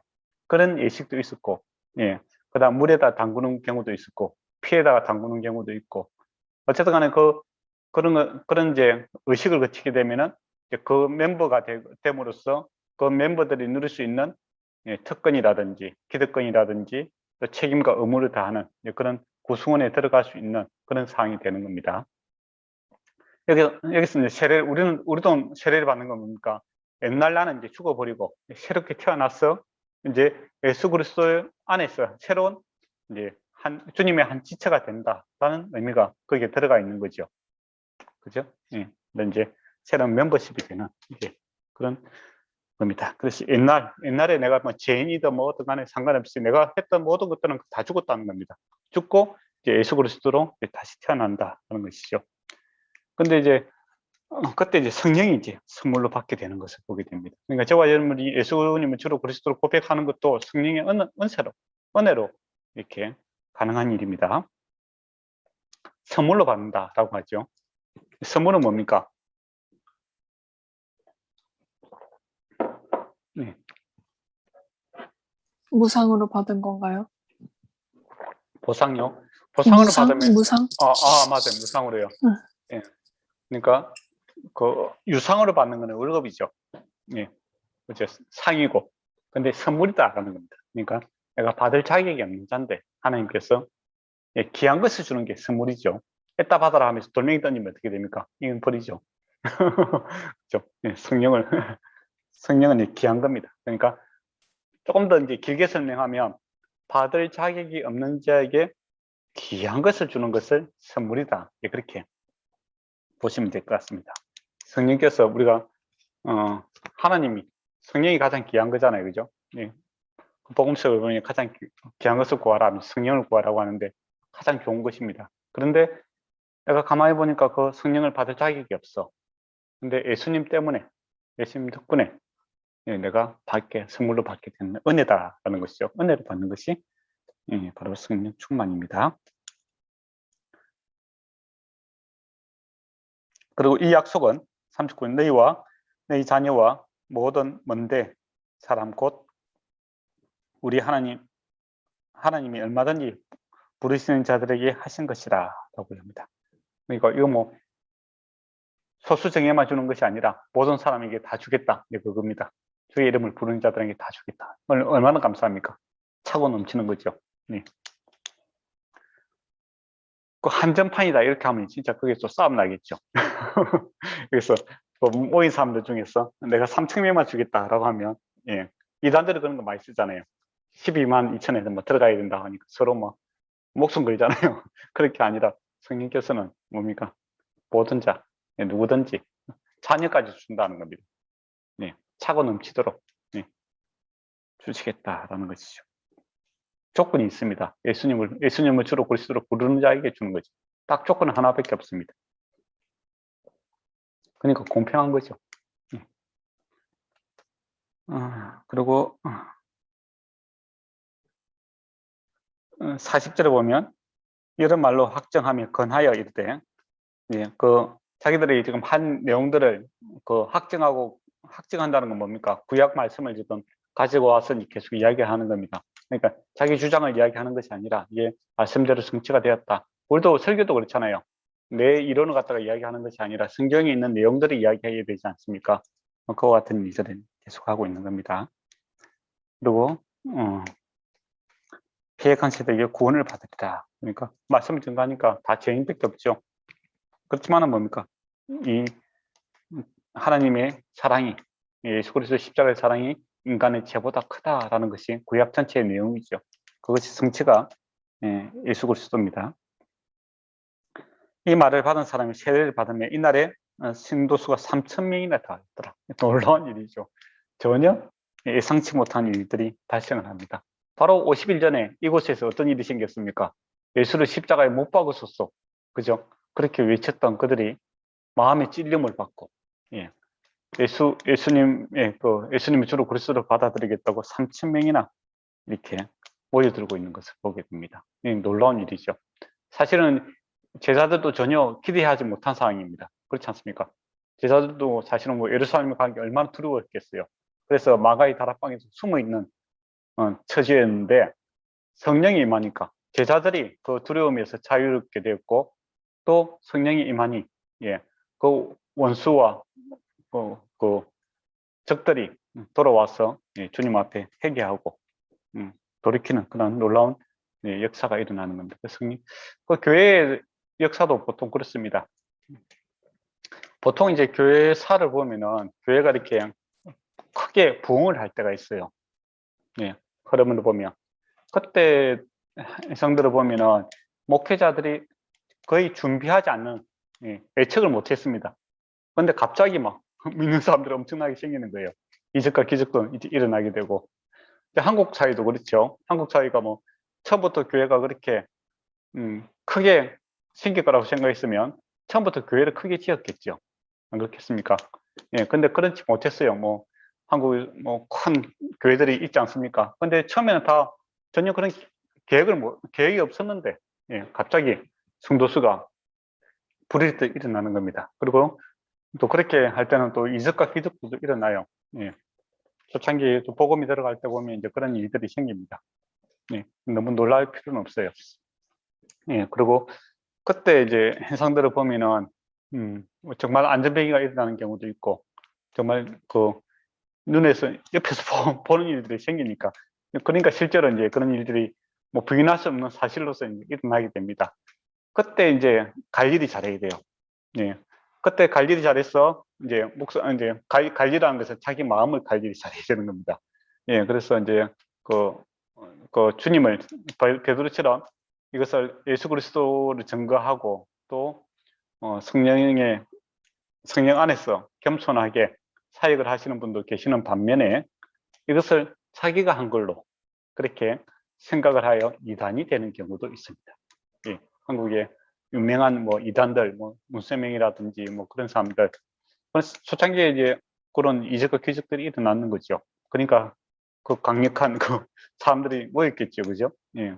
그런데 마음을 지키지 못했는 거죠.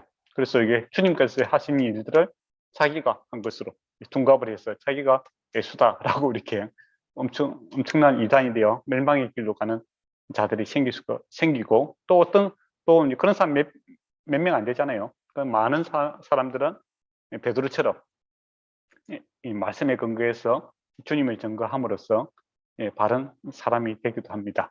예. 그래서 우리가 사실은 이제 뭐 이적과 기적보다도 우리의 마음을 지키는 게 더 힘든 일입니다. 예. 그리고 목회하다가도 이제 뭐 부흥이 일어나려면 갑자기 일어납니다. 뭡니까? 그 부흥 세미나를 듣고 이렇게 해서 부흥이 일어나는 건 아니에요. 예. 부흥 세미나 가서 사람들이 그대로 했는데 결과물이 부흥이 이르렀다 이야기는 거의 제가 들어본 적이 없어요. 그리고 여러분도 혹시나 거기 가서 이제 세미나 듣고 당신 말대로 했더니 그렇게 뭐 성공한 케이스가 실제적으로 한번 이야기해 보십시오. 라고 하면 거의 없습니다.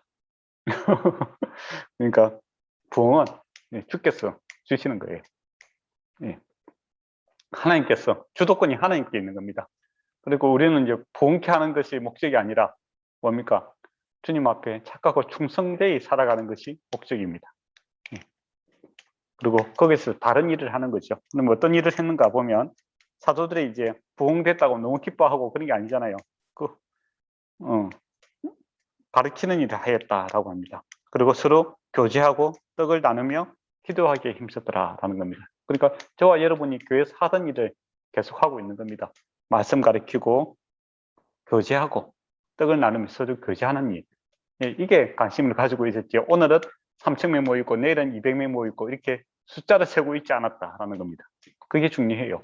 근데 많은 이제 여러분이 부목사 되고 그러면 항상 이게 숫자를 적어갖고 몇 명 왔다고 이렇게 보고해야 되고 뭐 그런 일들을 많이 하게 되는 케이스가 많아요. 근데 교회는 숫자를 세는 곳이 아니라 본질로 늘 평가해야 됩니다. 우리가 하나님의 말씀에 바르게 가르치고 있고 또 말씀을 바르게 말씀대로 살려고 애를 쓰고 있는가, 또 우리 교인들은 주의 사랑으로 아름다운 교제 가운데 있고 삶을 나누고 있는가, 이 본질적인 것에 이제 관심을 가져야 되지, 자칫 잘못하면 이렇게 뭐 숫자 세는데 관심을 가질 수가 있다라는 겁니다. 그거는 본질이 아닙니다. 숫자는 주님께서 주관하시는 겁니다. 그러니까 사람마다 이제 두려워하는데 사도들은 말미암아 기사와 표적이 많이 나타나더라. 초창기에는 이런 일들이 많이 나타납니다. 지금도 복음이 처음에 들어가는 그런 곳에서는 놀라운 일들이 일어나기도 합니다. 여러분이 또 경험할 수도 있을 거예요. 너무 당황하지 마시고, 일단 그런 일들이 일어나니까 처음에 본인이 당황스럽더라고요. 사실 자기도 기도해놨고 그런 기도를 못했거든요. 근데 여러분이 참 난감합니다. 경험상으로는 이게 나사병이 아닌데 그렇다고 해서 죽기를 바랍니다. 이거 그렇게 기도할 수는 없잖아요. 안 그래요? 예. 실제로 그렇잖아요. 저도 이제 경험한 게 있어요. 가서 이제 기도해달라고 하는데 이거 못 살아날 것 같아요. 그렇다고 해서 빨리 죽겠어요. 그렇게 할 수는 없는 거고 하나님께 기도하는 거죠. 주님께서 뭐 불쌍히 여기시고 살려달라고 기도하는 겁니다. 근데 진짜 살아나쁘는 거예요. 그러면 예상 밖의 일들이 일어나는 거예요. 그죠? 그렇게 할 때 예, 복음을 잘 증거해야 됩니다. 주께서 하셨다라는 걸 이야기해야 되는 거고 내가 한 것이 아니다라는 것을 분명하게 이야기를 해야 됩니다. 주께서 하셨고 그리고 본인도 당황하지 마시고 주님께서 하실 것을 하신다 이렇게 보시면 될 것 같습니다. 그리고 이제 그 일로 통해서 어떤 결과물들이 나오는지를 잘 봐야 됩니다. 그러니까 주님의 나라와 의가 확장되는 곳에 이렇게 쓰여지고 있는지 안 그러면 어떤 특정 개인이라든지 그 특정 단체가 힘을 가지게 되는지 여기에 대해서 면밀하게 살펴야 됩니다. 그리고 모든 사람들이 서로 통용하며 재산과 소유를 팔아 나눠주는 일들이 생기게 됩니다. 그리고 기쁨과 순전한 마음으로 음식을 먹고 찬미하고 온 백성을 칭송하며 받더라. 정말 세상의 빛과 소금이 되는 그런 모습들이 나타나지요. 그러면 제가 이제 질문을 이제 하나 하도록 하겠습니다. 항상 저는 있었던 일들을 이야기를 합니다. 네. 제가 아는 사람 중에 한 분이 이야기를 하다가 어떤 이제 외국에서 온 선교사님이 계시는데 이는 초대교회 사도행전의 그 교회를 이제 추구하며 살아간대요. 그러면서 이제 이제 각 성도들이 있는데 이제 각자 직업이 다르잖아요, 그죠? 네, 그래서 보니까 재산을 공유하지 않습니까? 공유를 한대요. 여러분 그에 대해 어찌 생각하십니까?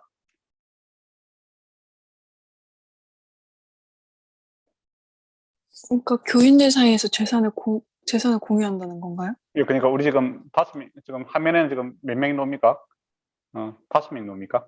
예. 우리 만약에 5명이 있어요. 그럼 우리가 이제 사도행전 봐라. 성령이 임했더니 모든 물건을 통용하고 재산을 팔고 소유를 이제 공유하지 않느냐. 이게 진정한 사도행전적 교회다. 우리도 그렇게 합시다. 그렇게 하면 여러분은 어떻게 해야 됩니까? 그거는 아니라고 봅니다. 예? 그거는 너무 문서적으로 적용을 시키려고 하는 행동인 것 같습니다. 그래요? 그래서 성경에 나오잖아요.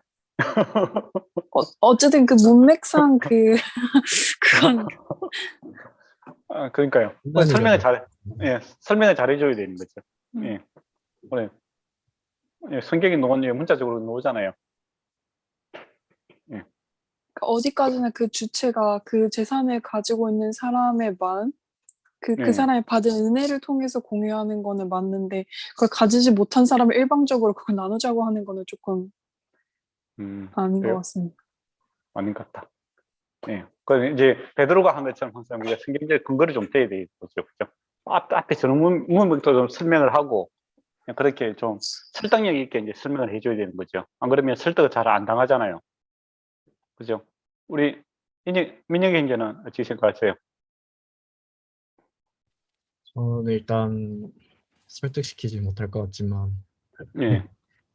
그렇게 그- 공유를 하면 뭐 분란이 안 일어나고 아무 일도 없으면 뭐 그 사람들끼리는 좋을 것 같은데 보통은 그렇지 않은 경우가 더 많으니까. 그렇죠. 네. 일단은 이제 이 방법들은 보통 이단들이 많이 주장하는 방법입니다. 예.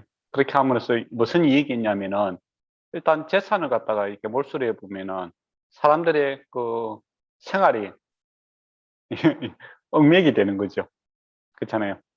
내가 이제 나가고 싶을 때 나갈 수도 없고 또 그 이단 교수의 말을 들을 수밖에 없는 거죠. 그렇지 않습니까? 생활이 이제 딱 매이게 되니까.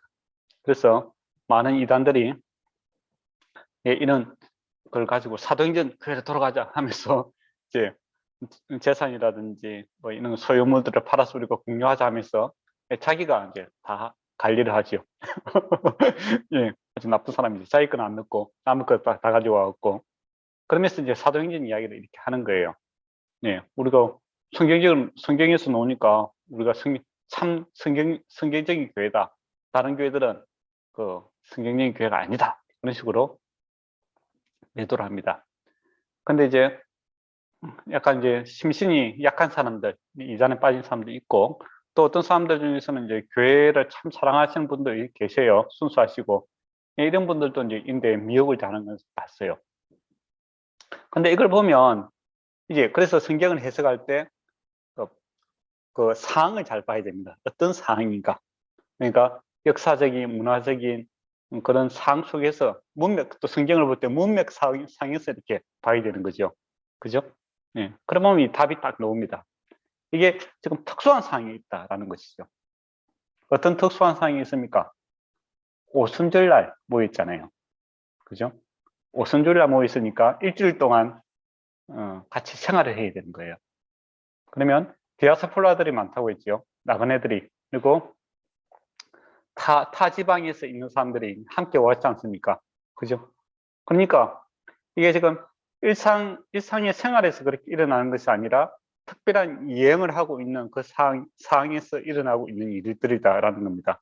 근데 갑작스럽게 어떤 일이 생겼습니까? 원래 같으면, 원래 일정대로 하면 집에 가야 되잖아요.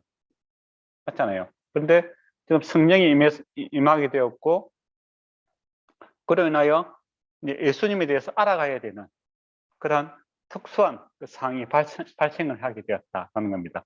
그러니까 장기적인 게 아니고 일시적인 것이고, 특수한 상황이 발생하게 되면서 내가 예상하지 못한 일이 발생을 했다라는 것이 이제 중요하죠. 그죠? 그래서 원래는 이제 예상을 했다면 내가 먹는 거 이런 걸 내가 준비하고 와야 되잖아요. 그렇잖아요. 근데 이제 갑자기 우리가 뭐 재난을 당했다든지 뭐 특수하게 해서 내가 어찌할 수 없는 돌발적인 상황이 생겼을 때는 어떻게 해야 되겠습니까? 옆에 있는 사람들이 도와야 되잖아요. 맞죠? 맞습니까? 그런 논리예요. 예. 그렇기 때문에 이제 특수한 상황에서 예수님을 더 알아가야 되는 그런 특수한 상황이 생기는 겁니다. 그때 이제 사람들이 감동이 되는 거죠. 예. 그러니까 먹고 사는 문제가 지금 우선이 게 아니라 지금 현재는 주님을 알아가야 되는 거고 주님의 사랑을 나눠야 되는 이 마음들이 이제 뜨거워져서 스스로 예, 자기 물건들을 이제 나누어서 이렇게 같이 그 기간 동안 생활할 수 있도록 이렇게 배려가 일어났다. 즉 사랑이 일어났다. 이렇게 보시면 되는 겁니다. 우리도 이제 그런 상황은 이제 늘 생길 수 있잖아요. 그죠? 평소에 만약에 민영경제가 저한테 돈을 갖다가 한 200만 원 주세요 하면 제가 뭐라고 하겠습니까? 누구세요 하겠죠. 그죠? 누구세요? 예. 근데 민영경제가 나오고 이제 같이 여행을 갔어요.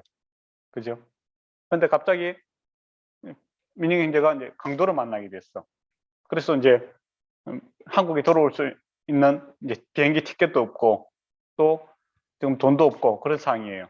그러면 이제 200만 원 빌려주세요 하면 제가 당연히 빌려줘야 되겠죠. 그렇지 않습니까? 예.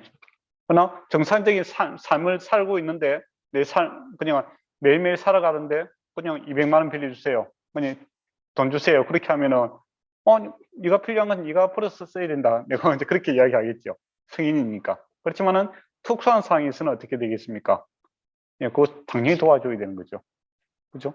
물론 예언자매도 도와줄 겁니다. 그때는. 예, 그런 이제 특수한 상황이 지금 일어나는 일이다라는 겁니다. 그래서 이것을 특수한 상황을 일반화시키면 반드시 문제가 생깁니다. 근데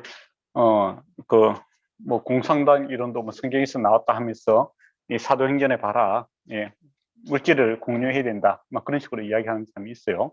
예, 그게 아니다라는 겁니다. 전체적 흐름상에서 그게 안 맞는 거죠. 그죠? 그래서 특수한 상황이 일어나는 것을 일반화시키는 것을 일반화에 오르다 이렇게 보시면 될 것 같습니다. 근데 이것도 강제성이 있는 건 아니에요, 절대로. 예, 헌금이라는 것은 자발적인 겁니다. 그죠? 자발적으로 이제 하는 거죠. 예, 어떤 목적을 가지고 하는 게 않습니다. 근데 나중에 보면은 이것을 이제 이용하려고 드는 사람이 있죠. 예, 사람들이 이렇게 뭐 어려운 상황 때 자기 사비를 틀어서 사람들 도와주면 뭐가 생기겠습니까? 명예가 생기겠죠. 아, 그 사람 좋은 사람이더라. 참 내 어려울 때 도와줬다. 이제 그렇게 하면 인기가 생기잖아요. 그래서 나중에 삽비라와 그런 사람들이 있죠. 아나니아와 삽비라가 어떻게 합니까? 예, 그 이제 인기에 사람들의 명예욕이 생겨갖고 물질을 이용하다가 거짓말을 하다가 죽게 되는 그런 경우가 생깁니다. 예, 그게 이제 교회에서 생길 수 있는 불행한 일이기도 하죠. 그래서 이거는 정말 거저 받았기에 거저 주는 그 사랑의 정신으로서 이제 물질이 나누어졌는 거지.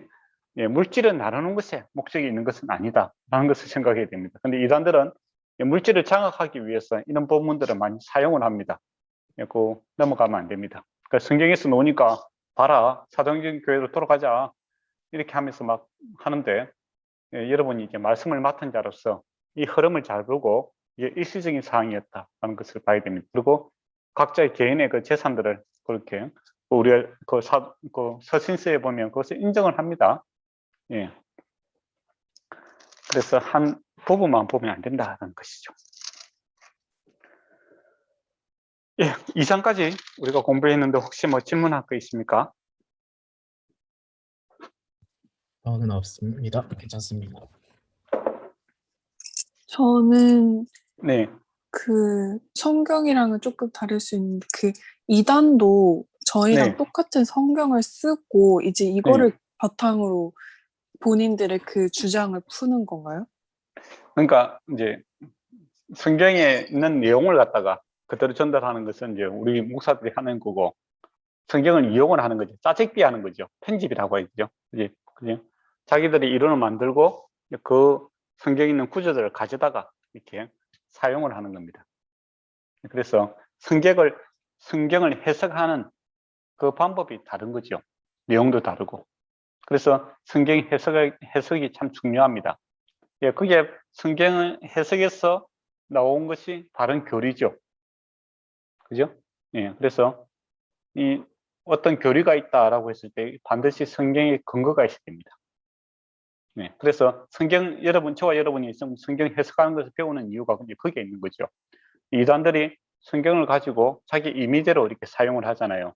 그때 성경 해석학상 이것은 맞지 않다라고 해야 되고, 또 성경이 이야기하는 내용을 바로 알아야 또 바르게 실천할 수도 있는 것이죠. 예. 네, 감사합니다. 네. 근데 이단들은 보통 이제 성경을 짜집기 하기 때문에 앞뒤가 잘 안 맞습니다. 그 내용을 갖다가, 그러니까 어떤 이제 이론이 있으면은 그 이론이 창세기부터 해서 요한계시록까지 일관성이 있어야 되잖아요. 그죠? 그거는 이제 바른 해석이에요. 근데 그 해석이 일관성이 없을 경우에 그런 경우는 이단이죠. 잘못 해석한 겁니다. 예, 어떤 분은 뭐 구약의 하나님하고 신약의 하나님이 다르다 그렇게 이야기하신 분 있어요. 예, 그 사람은 성경을 잘못 알고 있는 목사입니다. 예. 그러면 3장으로 가도록 하겠습니다. 예, 제9시는 몇입니까?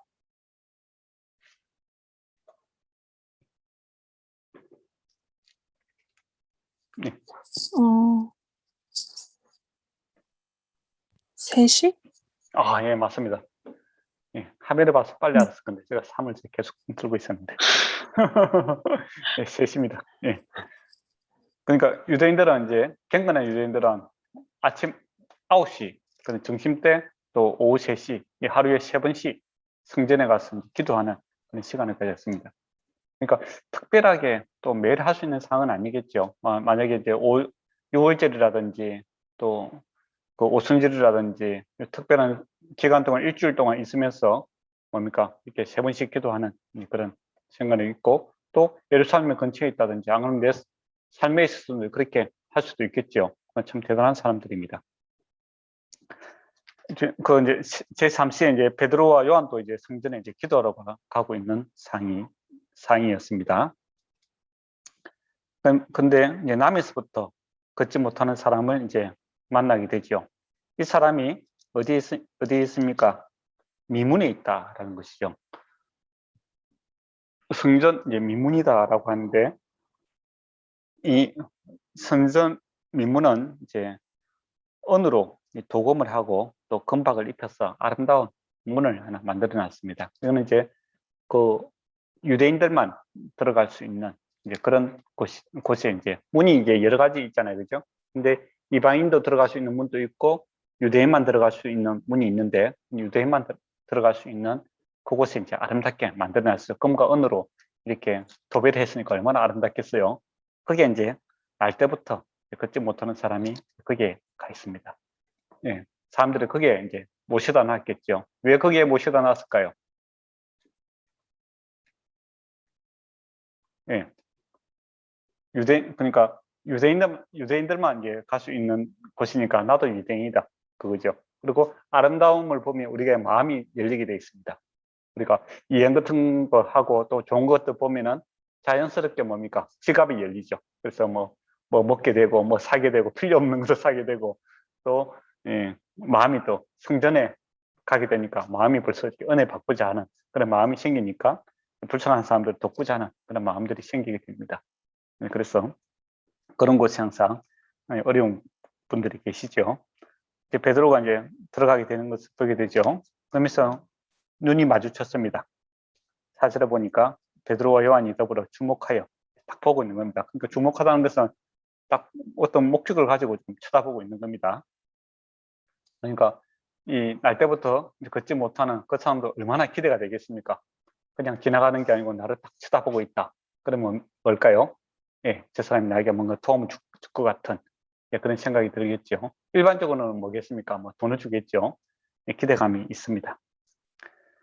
그런데 이제 뭐라고 합니까?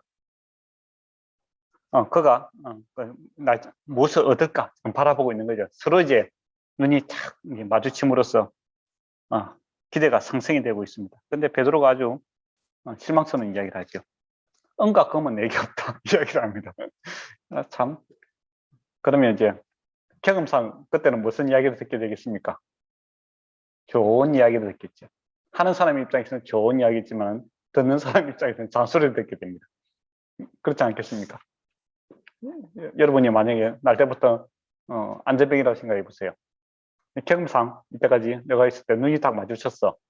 그러면 이제 풍전을 주면서 좋은 이야기를 하시는 분도 계실 거고, 예, 그냥 주고 그냥 가시는 분도 계실 거고, 그때 제일 감사하는 분은 누구겠습니까? 돈을 주고 그냥 가시는 분이 제일 감사하겠죠. 그죠? 근데 좋은 이야기를 하는데 사실은 나는 뭐 날 때부터 일어나지 못하는데 내가 뭐 어떻게 하겠는가? 그죠? 답이 없는 거잖아요, 사실은. 그죠? 근데 뭐 좋은 이야기는 사실 마음이 상처밖에 안 돼요. 그런데 베드로하고 요한이 딱 눈을 마주쳤는데 이 사람들이 참 선하게 보여요. 성령이 충만하니까 얼마나 선하게 보이겠습니까? 아, 좋은 사람이다. 돈 많이 주시겠지 하고 생각했는데 은과 금은 내게 없다. 이야기를 하는 거예요.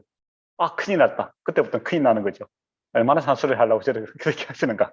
이걸 하는데 어떻게 합니까? 나한테 있는 것이 있다라는 것이죠. 나사렛 예수 그리스도 이름으로 일어나 걸으라 이야기합니다. 이때 이 사람의 마음이 어땠을까요? 뭐 일어나 걸으라 소리 얼마나 많이 들었겠어요. 그죠? 근데 뭐 내가 하고 싶다고 되는 일이 아니잖아요. 전혀. 자기도 일어나서 걷고 싶었으나 이때까지 안 되는 거예요. 그런데 이 예수 그리스도 이름, 그러니까 앞에가 있는 거죠. 예수 그리스도 이름으로 권능으로 이야기하니까 갑자기 발에 힘이 생기는 겁니다. 예. 그러면서 일어나게 되는 거죠. 근데 그 힘이 그냥 겨우 일어나는 것이 아니고 어떻게 되는 거죠? 예. 일어나 걸으라 이거 수도탄이거든요. 그러니까 하나님께서 이렇게 세우는 겁니다. 그러니까 이 사람이 힘을 얻고 뛰어 걸으며 성전에서 뭐 걷기도 하고 뛰기도 하더라. 그러니까 이게 뭐 겨우 걷는 것이 아니라 저와 여러분처럼 이제 달릴 수 있는 그런 다리로 회복이 되었다 하는 겁니다. 그러니까 이 사람도 전혀 기대하지 못했겠죠. 그렇지 않습니까? 그런데 힘이 들어오니까 그렇게 반응하게 되는 거죠. 그런 이제 놀라운 일이 생겼습니다. 그게 주님께서 하시는 믿음의 모습이기도 합니다. 예수 믿으세요 라고 해요. 그러면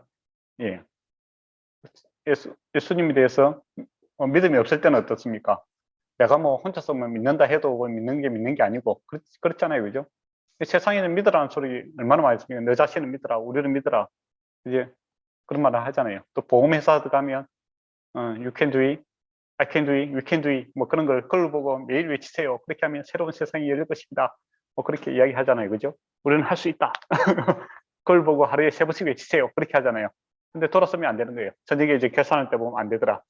그러면 또 내일 아침에 또 그걸 보고 또 외쳐야 되죠. 그게 세상의 방식이잖아요. 안 그렇습니까? 세뇌를 시키고 살아가는 거죠. 그러면 이제 조금 더 이제 극단적으로 이야기하시는 분은 뭐 합니까? 우리의 말이 삶을 바꿉니다. 뭐 그런 이야기도 하죠. 예, 근데 그렇게 많이 안 바뀌는 것 같아요. 예, 그렇지만은 이 예수 그리스도 이름에 능력이 나타나는 거예요. 일어나 걸어라. 누구나 뭐 원하는 거예요. 근데 문제는 뭡니까? 누구나에게서는 거의 권능, 힘이 없었던 거죠. 능력이 없었던 거예요. 근데 예수 그리스도 이름에는 능력이 함께 오는 겁니다. 그러니까 예, 놀라운 일이 생기더라라는 겁니다.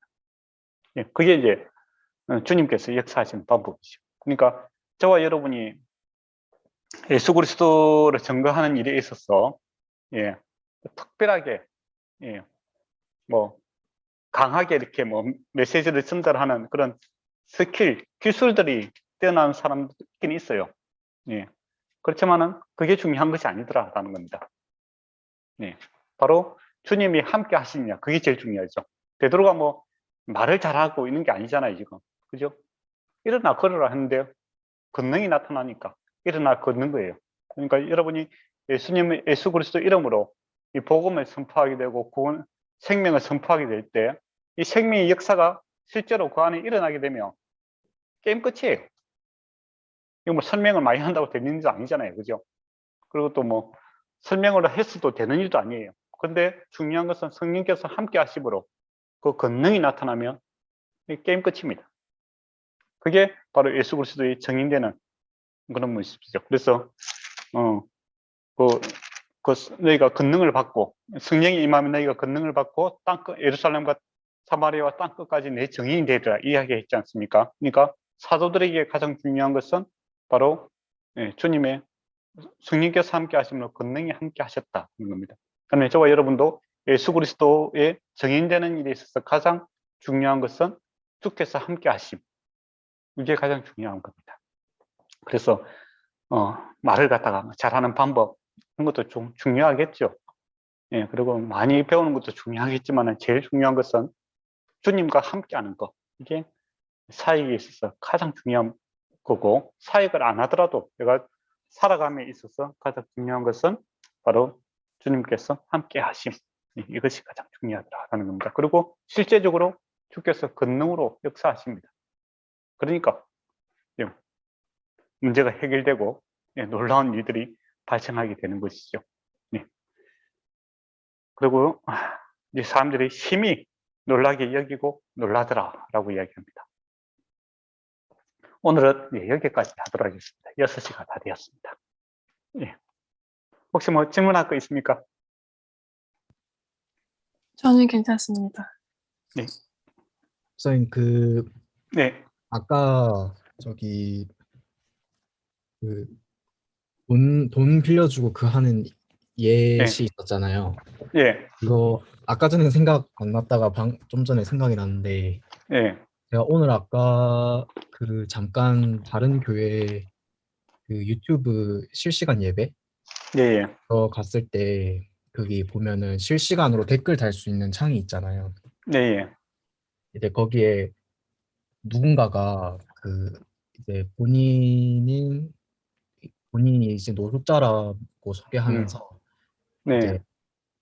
엄청 어려운 본인의 상황을 이렇게 구구절절히 이렇게 네. 써놓고 마지막에 뭐 이제 정말 염치 없지만 좀 자기 도와주겠냐고 네. 계좌번호를 이렇게 적어놨더라고요. 네.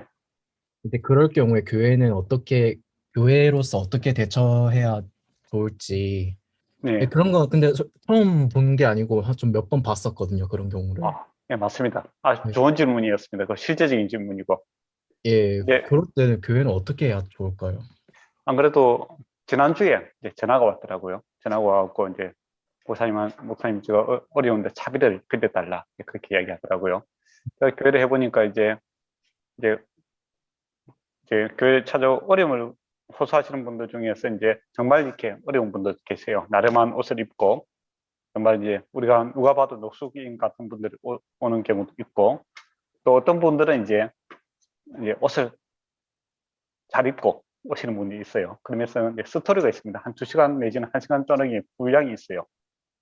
레파토리가 있습니다. 소위 말하면 쭉 살다가 이제 교도소로 갔다가 민증 갔다 왔다는 것도 보여주고, 지금은 결론적으로는 항상 어디 가야 된답니다. 가야 되기 때문에 차비를 달라. 그리고 10,000원은 안 되고 30,000원 이상을 달라. 액수도 정해진 분도 계시고, 그런 레파토리도 있고 그래요.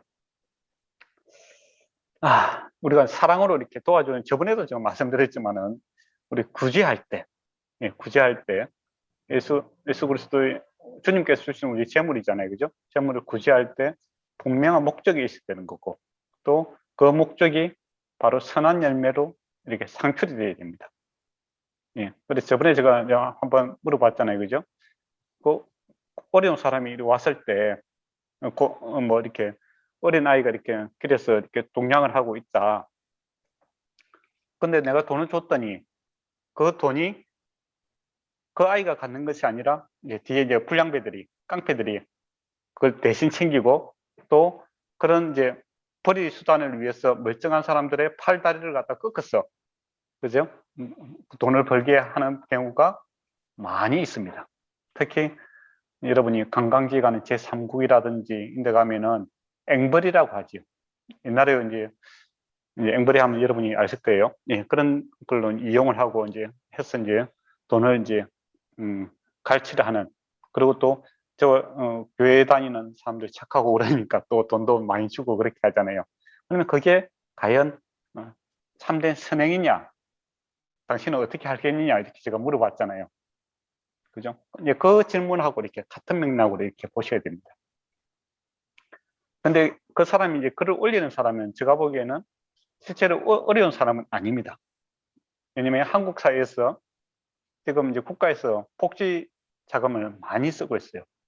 또 긴급 재난지금도 많이 쓰고 있고, 실제로 어려운 사람이 국가의 어려움을 호소했을 때 기본 생존을 할 수 있는 그 시스템이 잘 되어 있습니다. 물론 일본도 충분히 잘 되어 있다고 저는 생각해요. 그런데 이제 그렇게 하시는 분들은 실제로는 이제 조금 다는 아니겠지만은 사기일 가능성이 아주 농후합니다.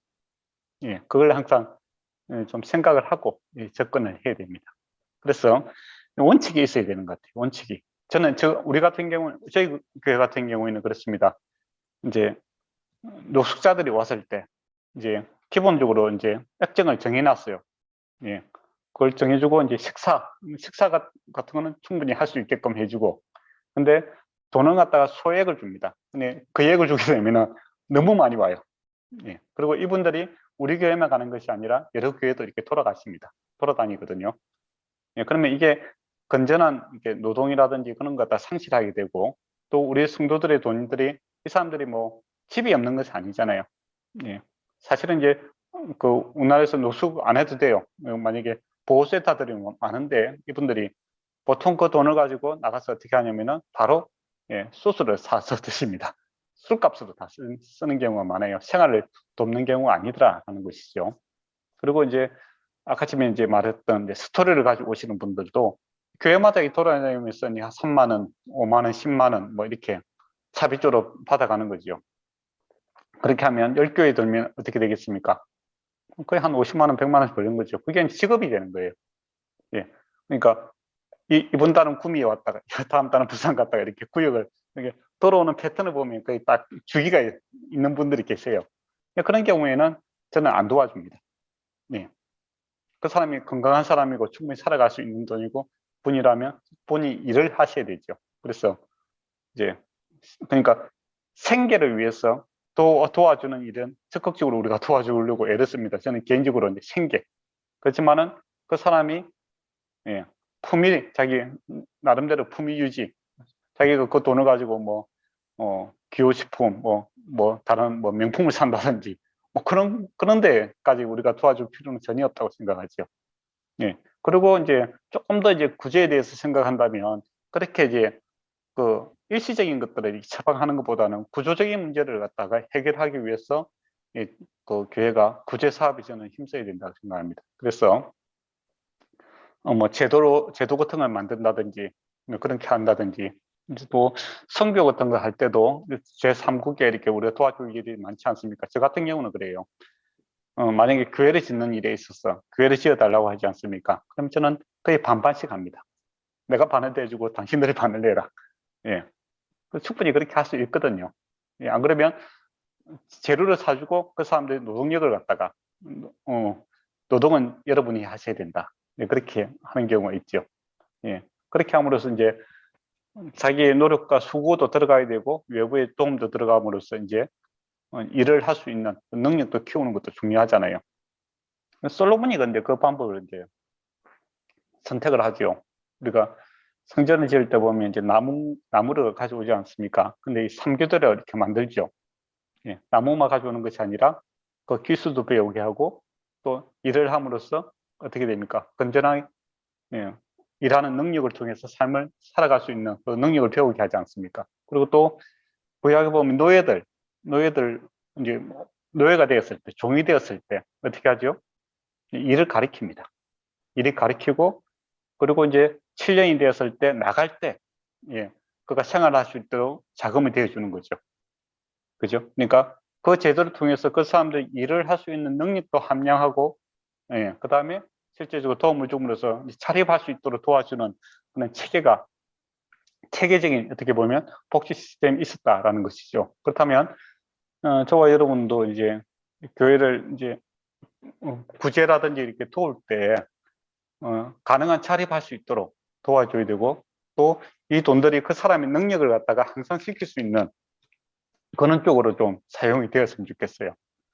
예, 저는 그렇게 생각합니다. 그래, 예, 그리고 이제 그런 이제 공식 석상에 그렇게 막 하시는 분들 거의 예, 예, 도와줄 필요가 없는 분들이 허다하게 많습니다.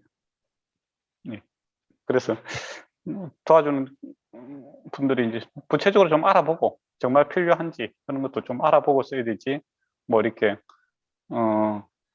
공식화되었다고 이렇게 공식적으로 접근하는 거 아닙니까? 그렇다고 해서 공식적으로 도와주게 되면 그런 사람들이 계속 많아지게 되죠. 그러면 하나님께 주신 그 재물들을 저는 낭비하는 것으로 생각합니다. 제가 좀 냉정한 사람이 돼서 그럴 수도 있습니다. 피도 눈물도 없어요. 예. 여러분은 어떻습니까? 목사님 말씀 맞는 것 같아요. 예. 어쨌든 성도님들의 어떤 그 예.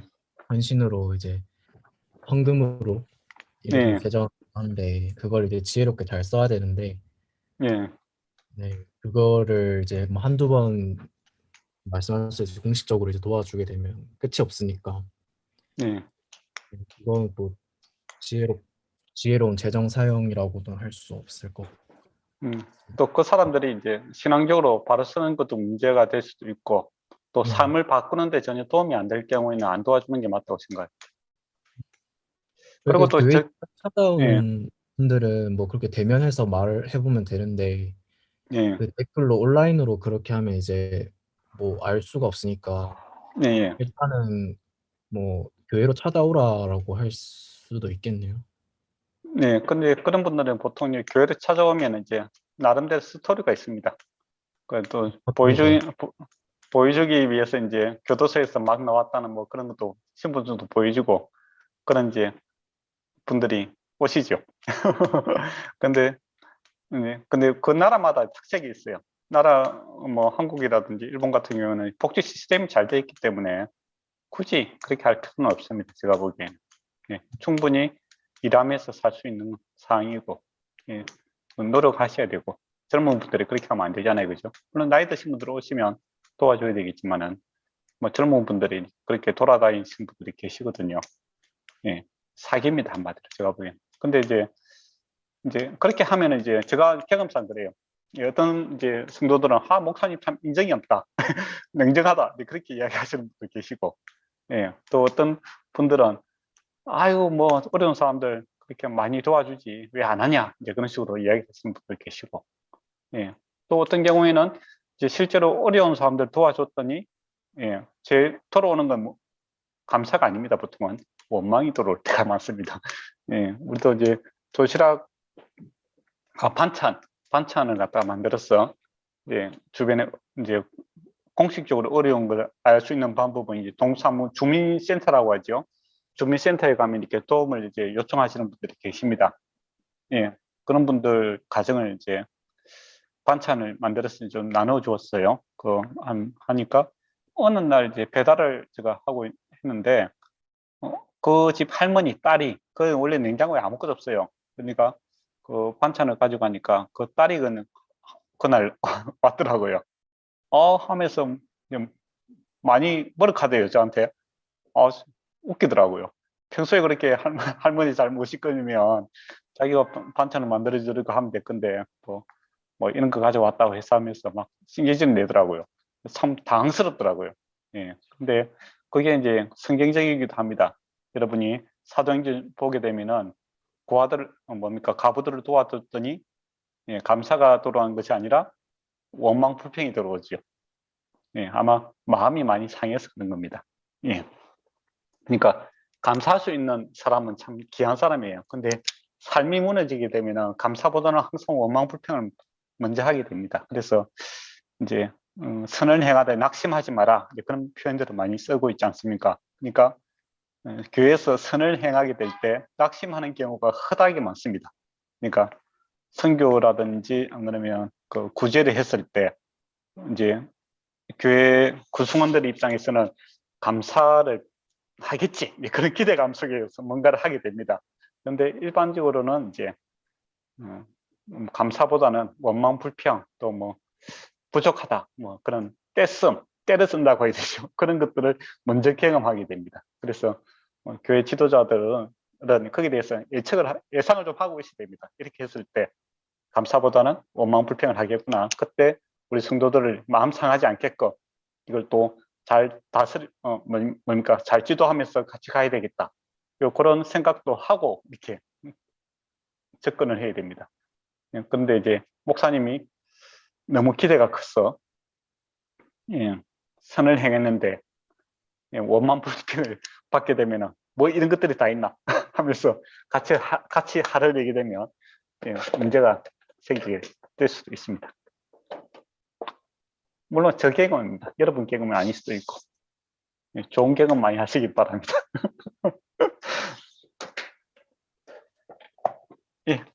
오늘 끝낼까요?